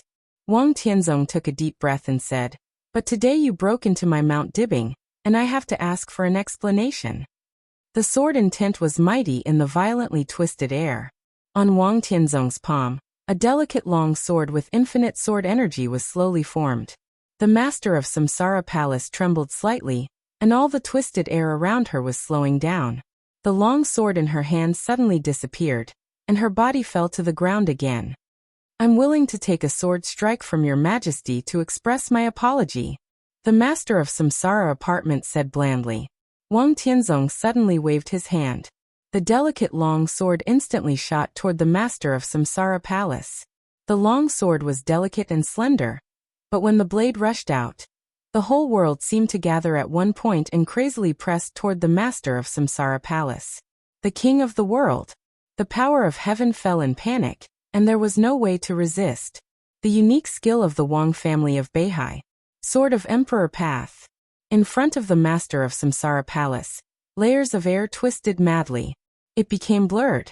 The sword of Emperor Path pierced the air with irresistible force, moving forward with indomitable will. The master of Samsara Palace put her palms together. In the twisted air, she took a step forward and clamped the blade of the sword. Boom! With the master of Samsara Palace as the center, a strong air wave suddenly appeared in all directions. The turf, trees, rockery, and palaces nearby were all lifted up, turned into powder and scattered. Puff! The master of Samsara Palace retreated nearly 10 meters, and a mouthful of blood spurted out of her mouth. But Wang Tianzong's figure had disappeared. Lin Fengting smiled bitterly and explained, "He went to get the medicine." The master of Samsara Palace replied in an indifferent tone. Lin Fengting became more and more curious. He narrowed his eyes slightly and looked at the master of Samsara Palace, who was wiping the blood from the corners of her mouth. He said in a strange tone, "Who the hell are you?" The master of Samsara Palace stopped wiping the blood and said calmly, "My surname used to be Gu."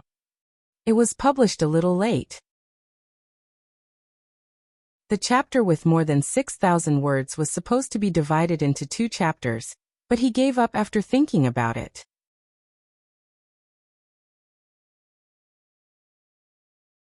Chapter 92. Wang Yuetong lived in Yonghua Villa. One day had passed since the start of the Sky Academy.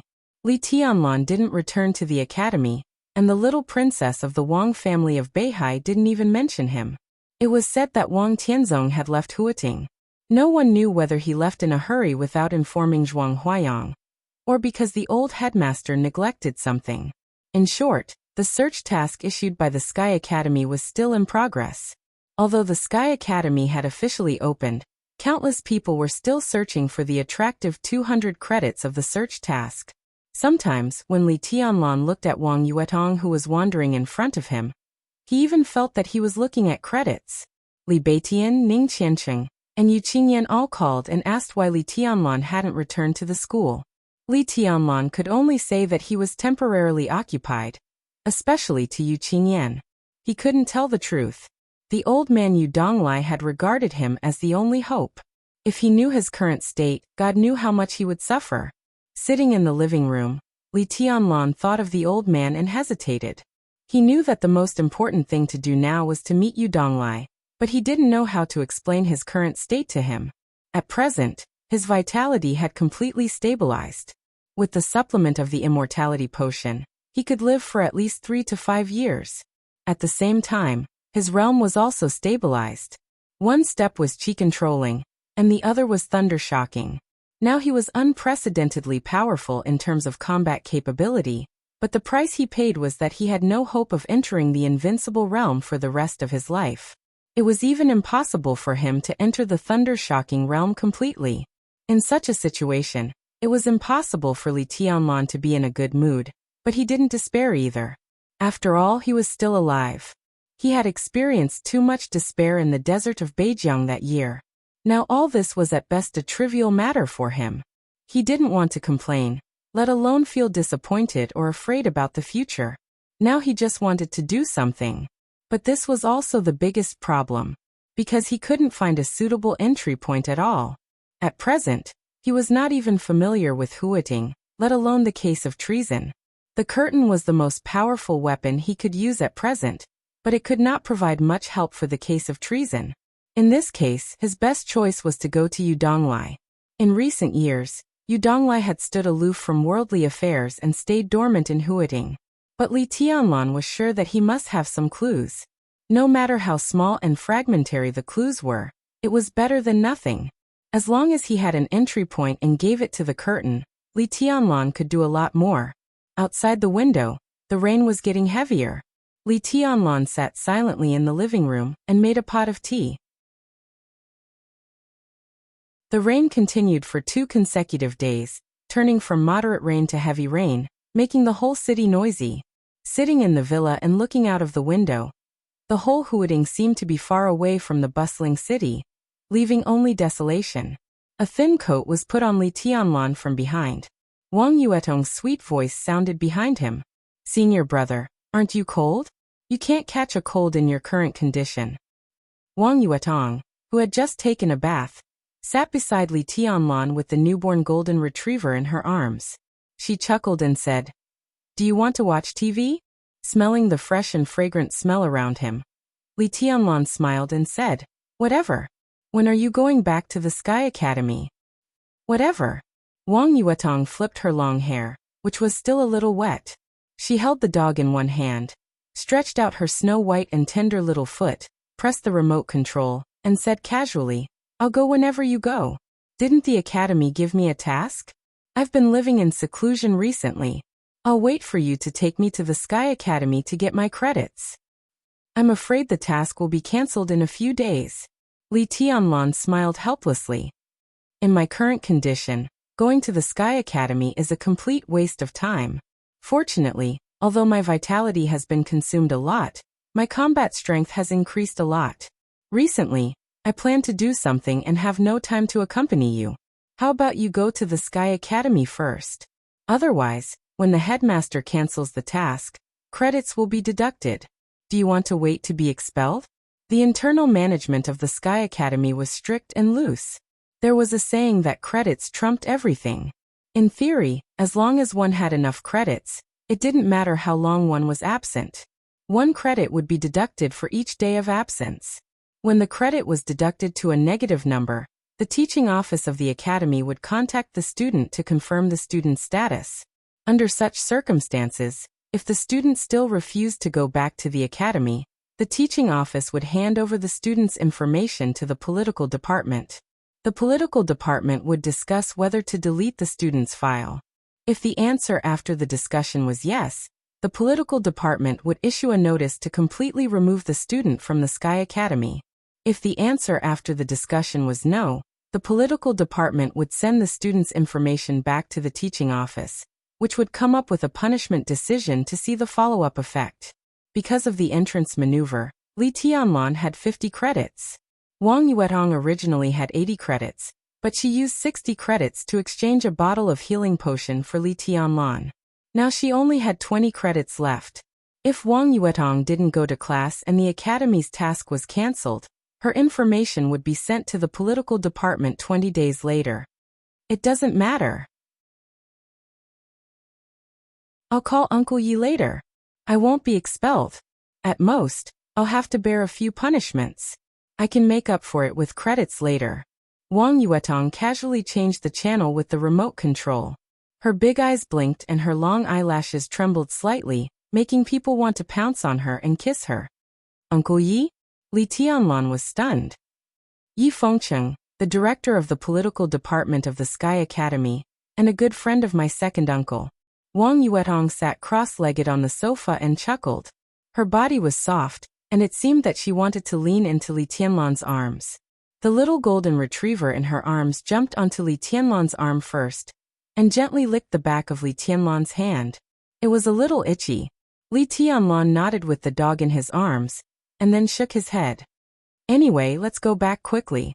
He handed the dog in his hand to Wang Yuetong, stood up and said, "I'm going out." He still decided to see you Donglai.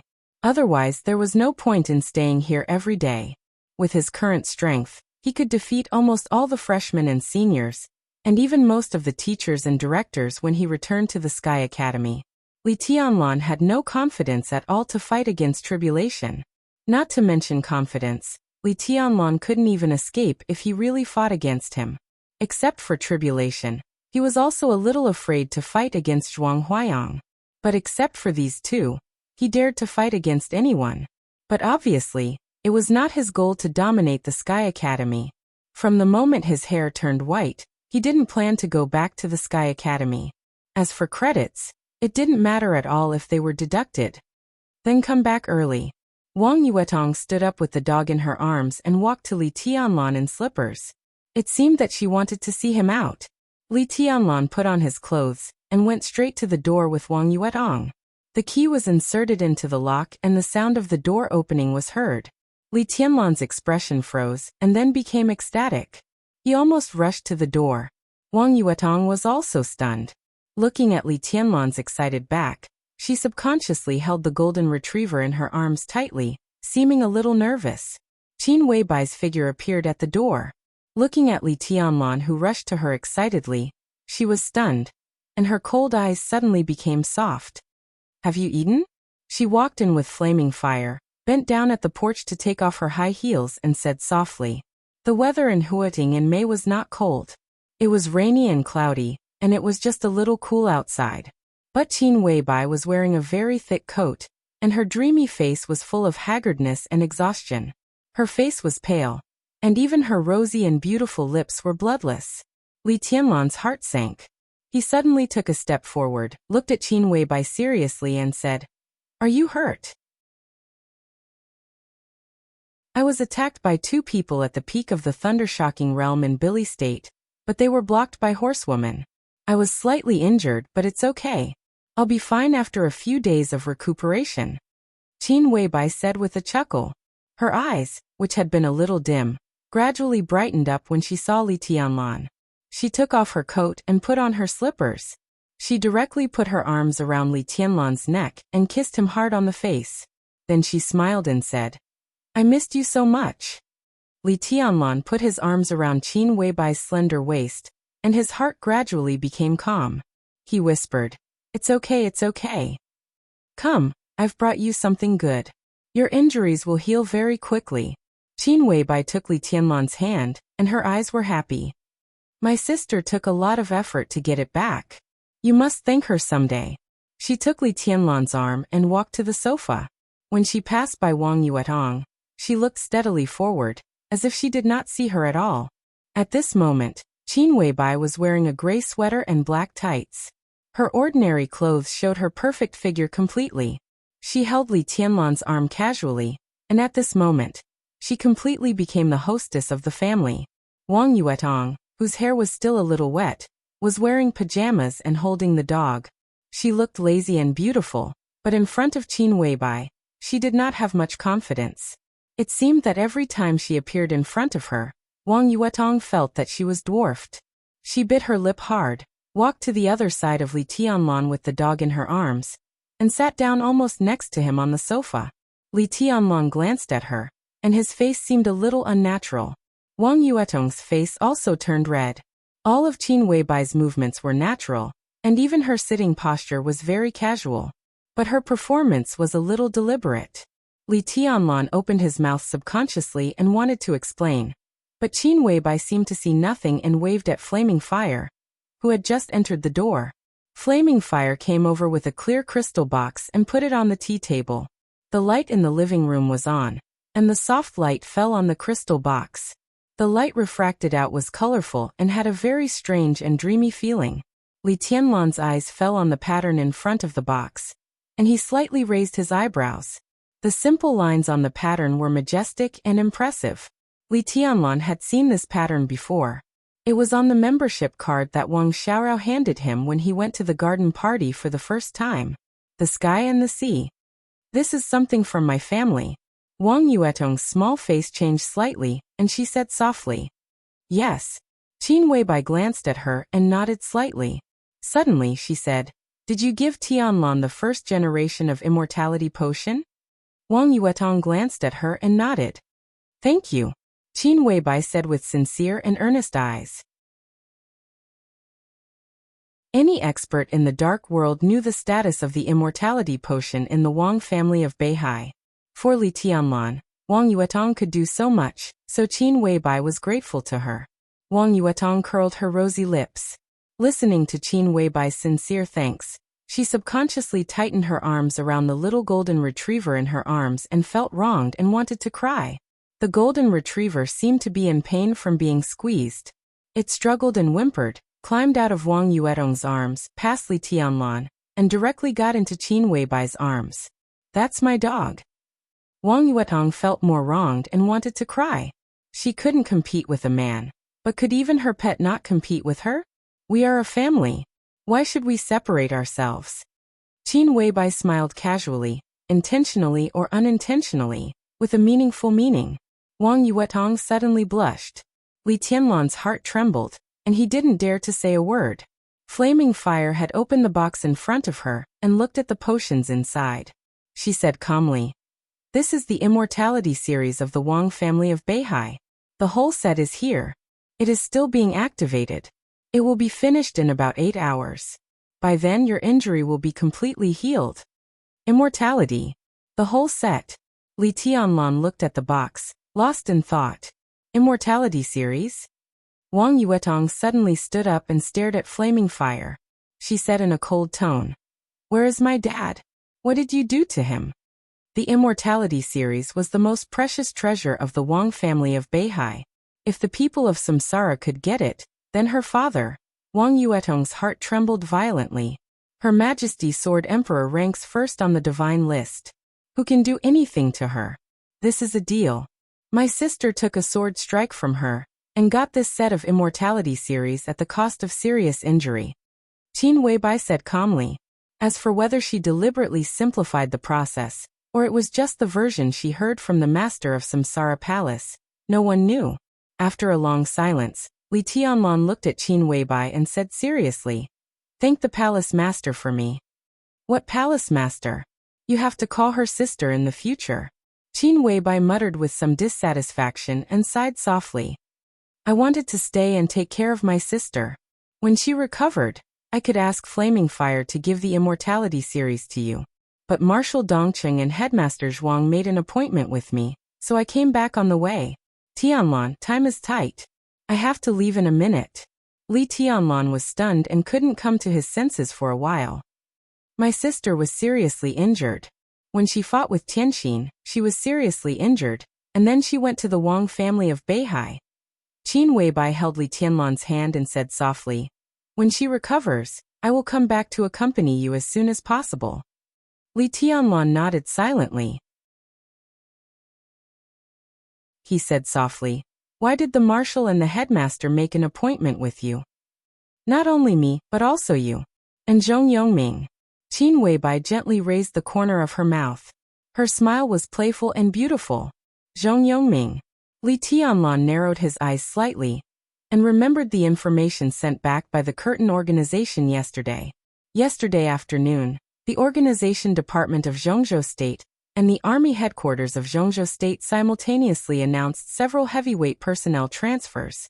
Lu Xiuqing, the deputy mayor of Huading, served as a member of the Standing Committee of Huading and the director of the Ministry of Politics and Law.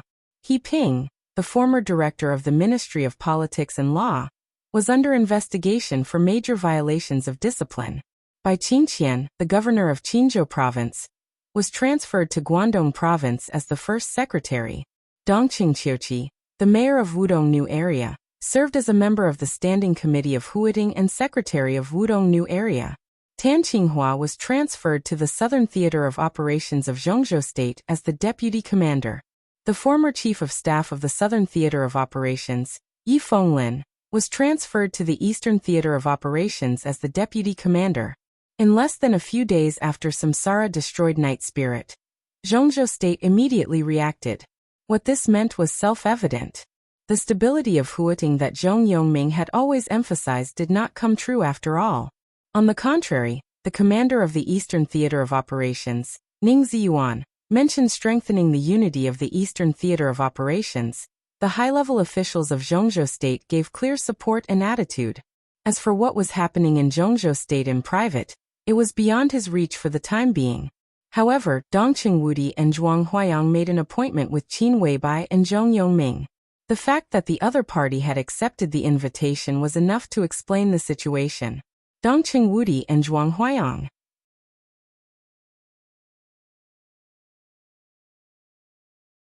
Chapter 93. Dongqing Wudi and Zhuang Huayang came quickly. Before they finished a cup of tea, their figures had passed through the heavy rain outside and knocked on the door of the villa. "Boss Qin, congratulations." Looking at Qin Weibai, who opened the door for them, Dongqing Wudi said with a smile. His tone was gentle and casual, and there seemed to be some intimacy.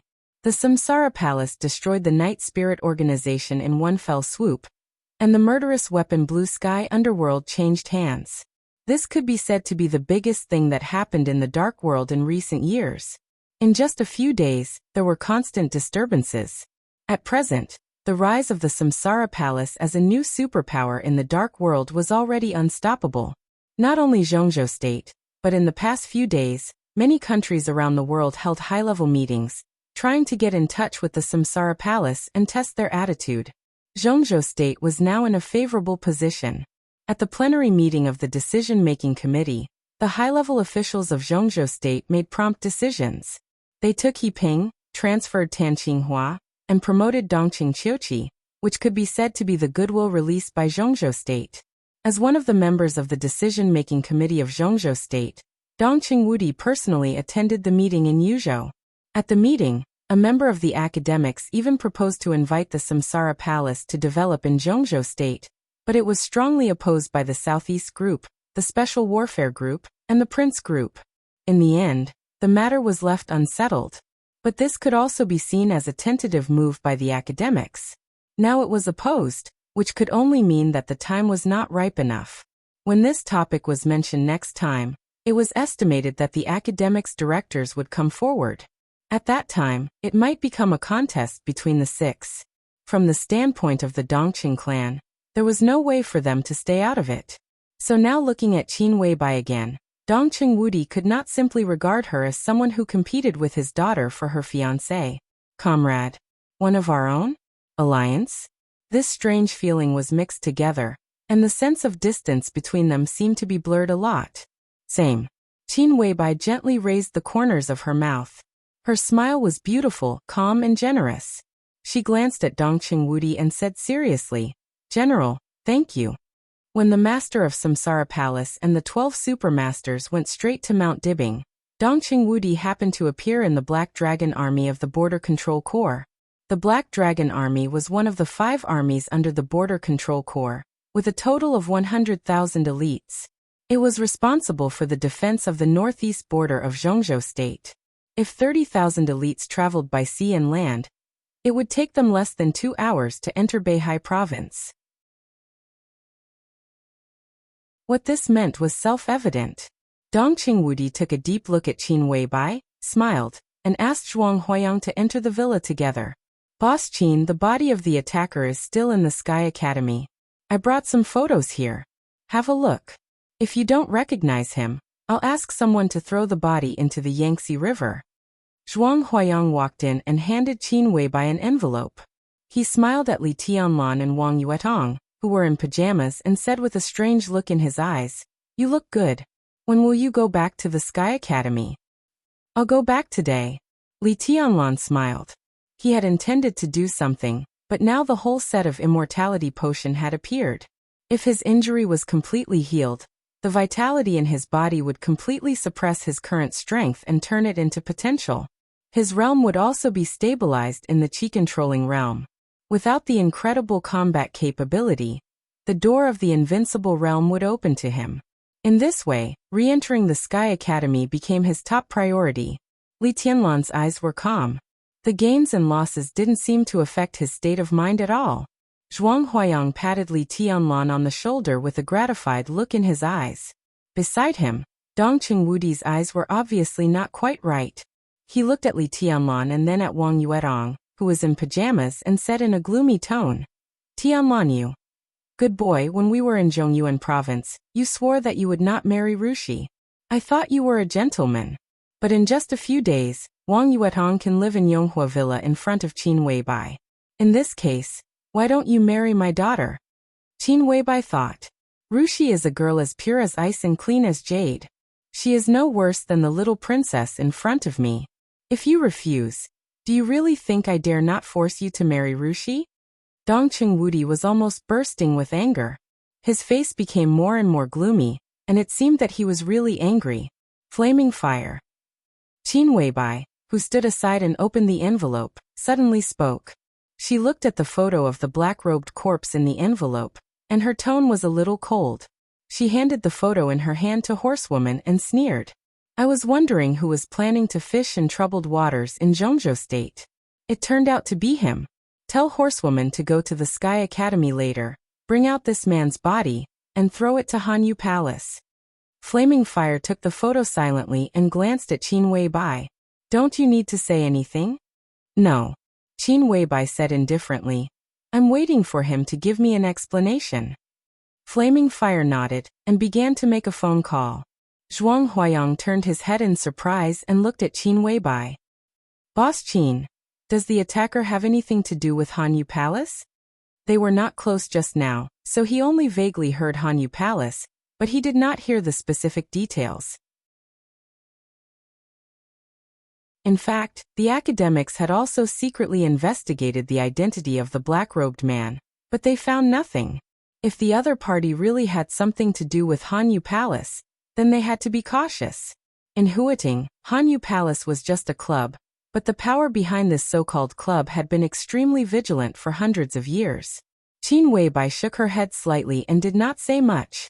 Instead, she looked at Dongqing Wudi, whose face was a little gloomy, and asked curiously, "General, what's going on?" Li Tianlan looked embarrassed and did not know how to explain at all. He had kissed and hugged the beautiful little princess of the Wang family of Beihai. He could not tell Dongqing Wudi that she had nothing to do with him, but he always felt awkward to admit that they had something to do with each other. He did not know what to say, but Qin Weibai came over again. Li Tianlan suddenly felt even more annoyed. Dongqing Wudi suppressed his anger, glared at Li Tianlan, and said hesitantly, "Boss Qin, little Princess Yuetong." "Yes, she's my sister." Qin Weibai's tone was light, with an indescribable grace. Wang Yuetong blushed. Wang Yuetong blushed. She saw Qin Weibai's eyes sweep over her. Qin Weibai's eyes were not so stern, but there was an inexplicable pressure in them. She bit her lip and called her sister in a low voice. Her face became even redder. But strangely, when she called her sister, she did not feel that she had to swallow her anger. Instead, she felt that it was natural. Qin Weibai nodded and looked at Dongqing Wudi again. Dongqing Wudi and Zhuang Huayang smiled bitterly at the same time. Sister? What the hell was going on? The master of Samsara Palace and the 12 super masters of Samsara went straight to Mount Dibbing. 13 of them went up the mountain, and 13 went down the mountain. Although they did not fight, Wang Tianzong's Sword Emperor Palace was torn to pieces by the sword intent, and the whole mountain top was also damaged to different degrees. Although the two sides did not fall out in the end, in many people's eyes, the grudge was formed. But now the little princess of the Wang family of Beihai suddenly became the sister of the spokesperson of Samsara Palace. Dongqing Wudi's mind was in a mess. The situation between men and women, especially men and women who were different from ordinary people, was almost more chaotic than the general trend of Zhongzhou state. He took out a cigarette, lit it, and took a deep breath. Without thinking, he asked instinctively, "What about Rushi? If she wants, she's also a sister." Qin Weibai said calmly. Li Tianlan only felt a tingling in his scalp. Looking at Qin Weibai, who was more and more graceful and magnanimous, his mood was complicated. He wanted to press her on the bed and spank her. Dongqing Wudi was even more depressed. As soon as he said that, he felt that he was discussing taking a concubine with Li Tianlan's legal wife. This matter didn't even need Li Tianlan's consent. The legal wife was in charge of the backyard. Dongqing Wudi smoked in silence and did not respond. His precious daughter was going to be Li Tianlan's concubine? He, the god of massacre of Zhongzhou state, really could not think of this in a short time. Is it time? Let's go. Qin Weibai looked down at the watch on her wrist and looked at Li Tianlan. There was a soft smile in her bright eyes. She suddenly remembered a pair of Vacheron Constantin watches that she had ordered a few days ago. They were lovers' watches. It seemed that her and Li Tianlan's names could be engraved on the hands of each watch. The faces of the watches were also engraved with blessings written in ancient Greek. A director of Richemont Group, the manufacturer of Vacheron Constantin, personally urged the designer to design the renderings. Qin Weibai was satisfied, but her only regret was that she had to wait a year to wear the couple's watches with Li Tianlan. This kind of thinking that belonged to a little woman, or even a little girl, might be a little naive. But Qin Weibai had become more and more unable to restrain her feelings. Especially when she woke up in the dead of night and felt Li Tianlan holding her tightly in his arms. Qin Weibai always felt that this was her destiny. Her life belonged to him. She even wanted to announce to the whole world that he was her man, and would always be her man from now on. Qin Weibai looked at Li Tianlan quietly. Her eyes were bright and tender, with a kind of deep affection that could shake people's souls. Her persistence seemed eternal. Li Tianlan walked up to her and held her cold hand. He nodded and said, "Let's go." The place that Dongqing Wudi and Zhuang Huayang had agreed with Zhong Yongming was Tongha Hospital. The hospital was not large, about 50 acres in area. The internal planning was reasonable, with rockery and flower beds in picturesque disorder. A small river about 6 or 7 meters wide flowed around the hospital. The water was clear and running. Stepping on the white stone bridge, listening to the sound of the water and looking at the flowers in front of them, everything around them seemed to become deep and quiet, making people feel relaxed and happy. This hospital looked inconspicuous from the outside, but could be said to be a different world inside. It could be said to be the best private hospital in Huiting, even in the south. The medical level and advanced equipment were second to none. The interior was even more heavily guarded. With the 9-story main building in the courtyard as the center, everything in the hospital could be said to be mysterious, and the security and ornamental value could not be better. The hospital was not listed, and it was not open to the public on weekdays. Instead, it implemented a system similar to membership. On weekdays, most of the senior people in Huiting were recuperating here, or some people with sensitive identities came here to temporarily avoid the disturbances of the outside world. Therefore, most of the time, there was a cold and quiet atmosphere of leisure here. The boss of Tongha Hospital was the Han family. As the top neutral wealthy family in Huiting and the largest financial tycoon in Zhongzhou State, Han Donglu, the current patriarch of the Han family, treated all the people of the six equally. Therefore, if the people of the six were not feeling well, almost all of them would choose to come to Tongha Hospital. Zhong Yue, who was beaten into a vegetative state by Wang Xiaoyao a few months ago. Zhong Xiaofeng, who was disabled by Li Tianlan a few days ago. Now they were all receiving treatment in Tongha Hospital. Zhong Yongming knew why Dongqing Wudi and Zhuang Huayang invited Zhong Yongming. Now that Samsara had destroyed Night Spirit and was in the limelight, and Li Tianlan had a close relationship with Qin Weibai, the spokesperson of Samsara. This identity made Zhong Yongming have to bear it for the time being, no matter how much he hated Li Tianlan. But they asked to meet at this place. Obviously, even if they compromised, they had reservations. Zhong Yongming, as a member of the decision-making committee, was also the leader of Huiting. He could be said to be one of the most powerful figures in the whole Zhongzhou state. Even if it was a temporary concession, it was a courteous advance and retreat, not a bottomless groveling. Tianlan, the headmaster, and I are now as lobbyists invited by Boss Qin. Do you understand what I mean? Walking into the hospital, Dongqing Wudi suddenly spoke with concern in his eyes. Li Tianlan nodded silently. For the sake of protecting his identity, neither Zhuang Huayang nor Dongqing Wudi was suitable to show too much concern for him. Zhuang Huayang glanced at him, sighed softly, and shook his head without saying much. In recent years, the academics had been cooperating with Samsara, and the cooperation was pleasant. Now, through the transfer of Dongqing Wudi's wife, by Qingqian, the academics announced an alliance with the Dongqing clan in a very high-profile manner. In this way, it seemed reasonable for Qin Weibai to invite Zhuang Huayang and Dongqing Wudi to be lobbyists for Li Tianlan, and no one would think of Li Tianlan. As for in Yonghua Villa, Dongqing Wudi's domineering appearance deterred the elites of the Eastern Theater of Operations, and Ning Qianqing was also a shield. At present, the most suspicious thing was that Dongqing Wudi took Li Tianlan back to Zhongyuan province. This was an unconcealable loophole. Presumably, many people were speculating about the relationship between Li Tianlan and the Dongqing clan. However, the Li family and the Dongqing clan didn't seem to have much interaction on the surface. This alone wouldn't expose Li Tianlan's identity.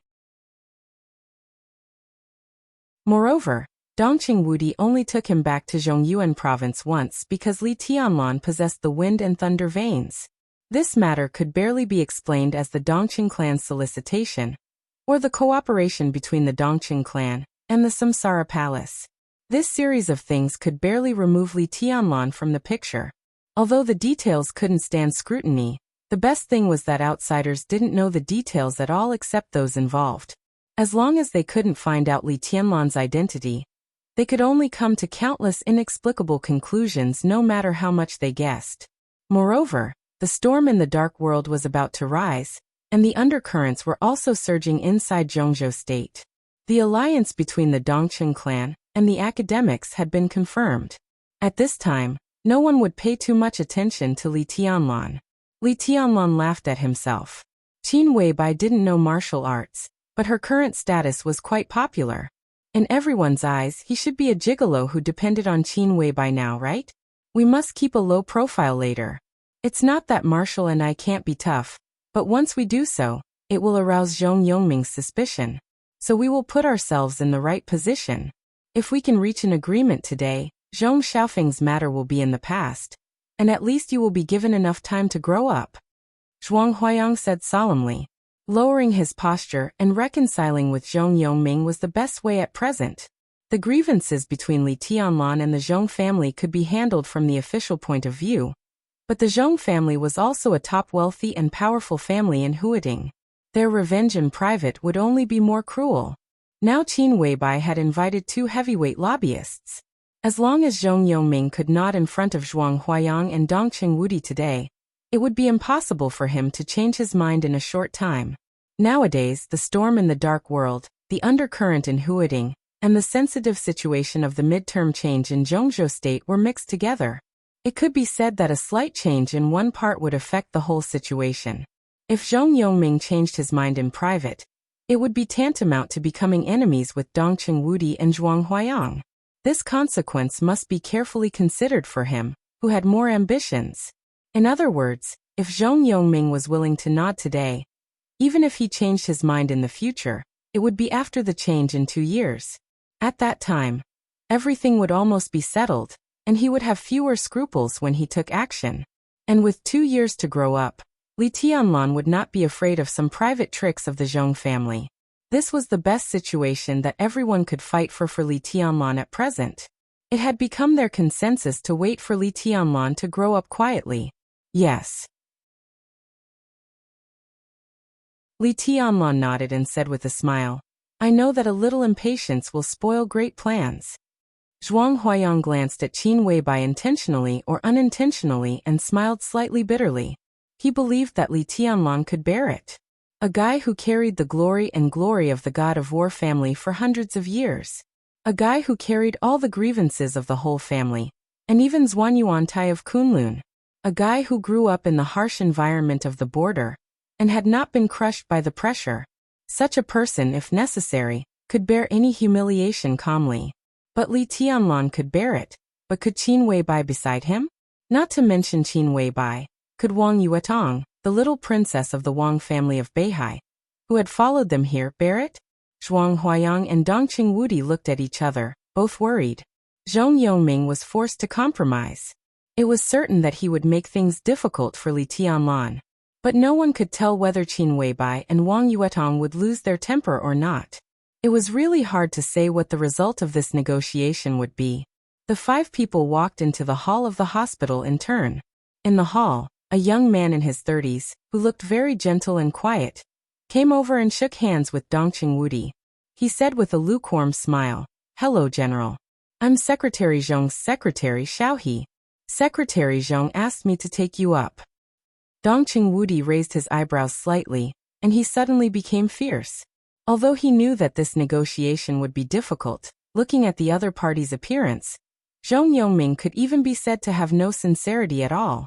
Zhong Yongming was a member of the decision-making committee, and he was also a member of the decision-making committee. They were at the same level. Zhuang Huayang, a highly respected old principal, and Qin Weibai, who had a sensitive identity, only sent a secretary to greet them, and it was not an administrative secretary. Dongqing Wudi had never seen Xiaohe before. He thought that he was similar to a personal secretary. Such neglect could be said to be extremely rude. Dongqing Wudi glanced at Zhuang Huayang, whose face was also a little ugly. Let's go. Qin Weibai glanced at Xiaohe and said calmly. Xiaohe had been staring at Qin Weibai with amazement. As a result, Qin Weibai glanced at him. Her eyes, which were not cold, were as oppressive as a mountain. He suddenly sobered up, and cold sweat broke out on his forehead.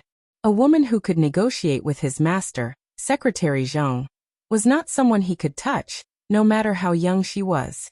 He smiled humbly, led the way into the elevator, and went straight to the VIP ward on the 6th floor.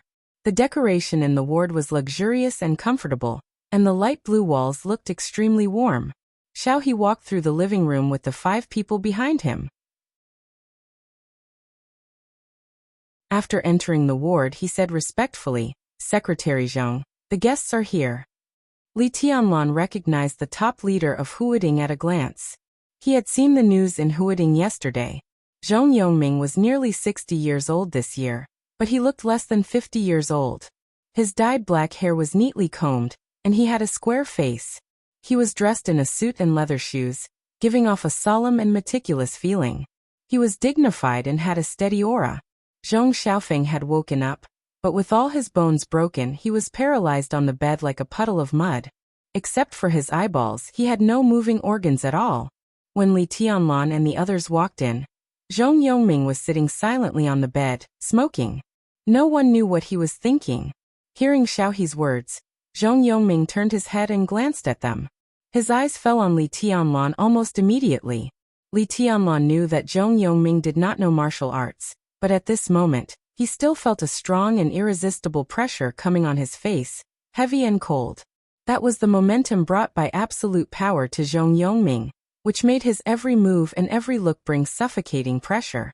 Li Tianlan narrowed his eyes and looked at Zhong Yongming quietly.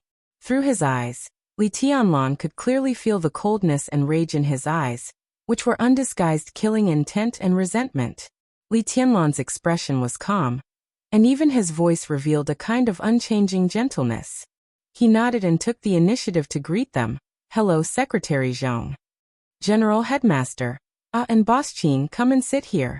On the sofa in the ward, a tall middle-aged man in a military uniform stood up and said with a smile. Dongqing Wudi glanced at him and said nothing. Zhuang Huayang laughed and said, "Oh, it's Changjiang. Why are you here?" Lieutenant General Gu Changjiang, Director of Huading Special Operations Bureau. His appearance here today was enough to show that Zhong Yongming also had some concerns about his own safety, so he asked him to be a bodyguard. Kunlun City was now extremely welcome for any help from the Prince Group. If today's negotiation broke down, perhaps Gu Changjiang would be most happy to see it. Zhuang Huayang thought silently and thoughtfully. It's just a coincidence. Gu Changjiang smiled, and his performance was impeccable. Dongqing Wudi was not so patient. Feeling Zhong Yongming's cold eyes, he said flatly, "Comrade Yongming, this is Tianlan. Can we go out and have a talk?" "I'm not good at all." Zhong Yongming finally spoke, but he ignored Dongqing Wudi. He just looked at Li Tianlan and said in a cold tone, "I don't need your greetings. You disabled my son. In any case, you at least owe my son an apology." He stood up, walked up to Li Tianlan, and said word by word, "A most sincere apology, right?" "You're right," Li Tianlan said in a calm tone, and his face did not change. Zhong Yongming narrowed his eyes and looked seriously at the young man, who could capture Qin Weibai's heart. After a long time, he gently twitched the corner of his mouth and said flatly, "We can talk about other things later." He pointed to the direction of the bed and ordered, "Now you go to kneel to my son and say you're sorry 10 times, and I can consider letting you go for the time being." Kneel down and say you're sorry 10 times, and I can let you go for the time being. Except for Li Tianlan, everyone's face changed at the same time. No one expected that as soon as they met, Zhong Yue directly made a request that they could not accept. "Secretary Zhong." Zhuang Huayang frowned. Zhong Yue waved his hand and directly interrupted Zhuang Huayang's words. He said calmly, "You can choose not to kneel. Marshal Dongqing and Headmaster Zhuang are here, and Boss Qin is also here. I can't do anything to you. If you don't kneel, then go back and wait. I can compromise, but it depends on whether you are willing to kneel." This was Zhong Yongming's attitude, firm and unchangeable. Perhaps Li Tianlan not kneeling was the result he most wanted to see. Sitting on the other side, Gu Changjiang looked at Li Tianlan, and then looked at Zhong Yongming. His eyes were playful, but he did not speak. Zhong Yongming was extremely angry, but Gu Changjiang was still rational. Now 4 of the 5 people who came here were scheduled, but one of them was the little princess of the Wang family of Beihai, which was interesting. The situation was unclear, so Gu Changjiang could not speak. "Secretary Zhong, Your request makes me see no sincerity in negotiation. Qin Weibai held Li Tianlan's hand and said in a cold tone. Boss Qin, do you mean that my son's life is not worth your man's Neil? But he is still alive. But what's the difference between him and being dead? Zhong Yongming and Qin Weibai confronted each other tit for tat, and the momentum suddenly became oppressive. All right. Li Tianlan suddenly opened his mouth and loosened his hand. His smile was gentle and calm. Looking at Zhong Yongming's increasingly cold eyes, he smiled and said, Secretary Zhong, you are right. It's worth it. Then kneel. Zhong Yongming said in a cold tone. Li Tianlan took a step forward. Tianlan, senior brother. Qin Weibai and Wang Yuetong spoke at the same time. Li Tianlan turned around and glanced at them. He smiled and narrowed his eyes.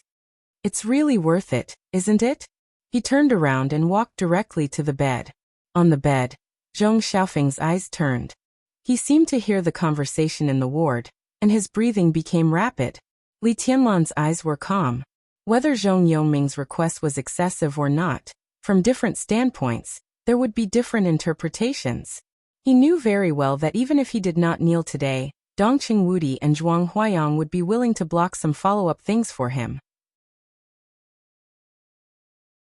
But there were some things that he could not afford to owe. The Li family could not afford to owe, and he did not want Qin Weibai to owe him.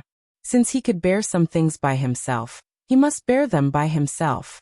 Even if it crushed his spine, even if it crushed his knees, at least if it was just some humiliation, he could bear it, and he could kneel.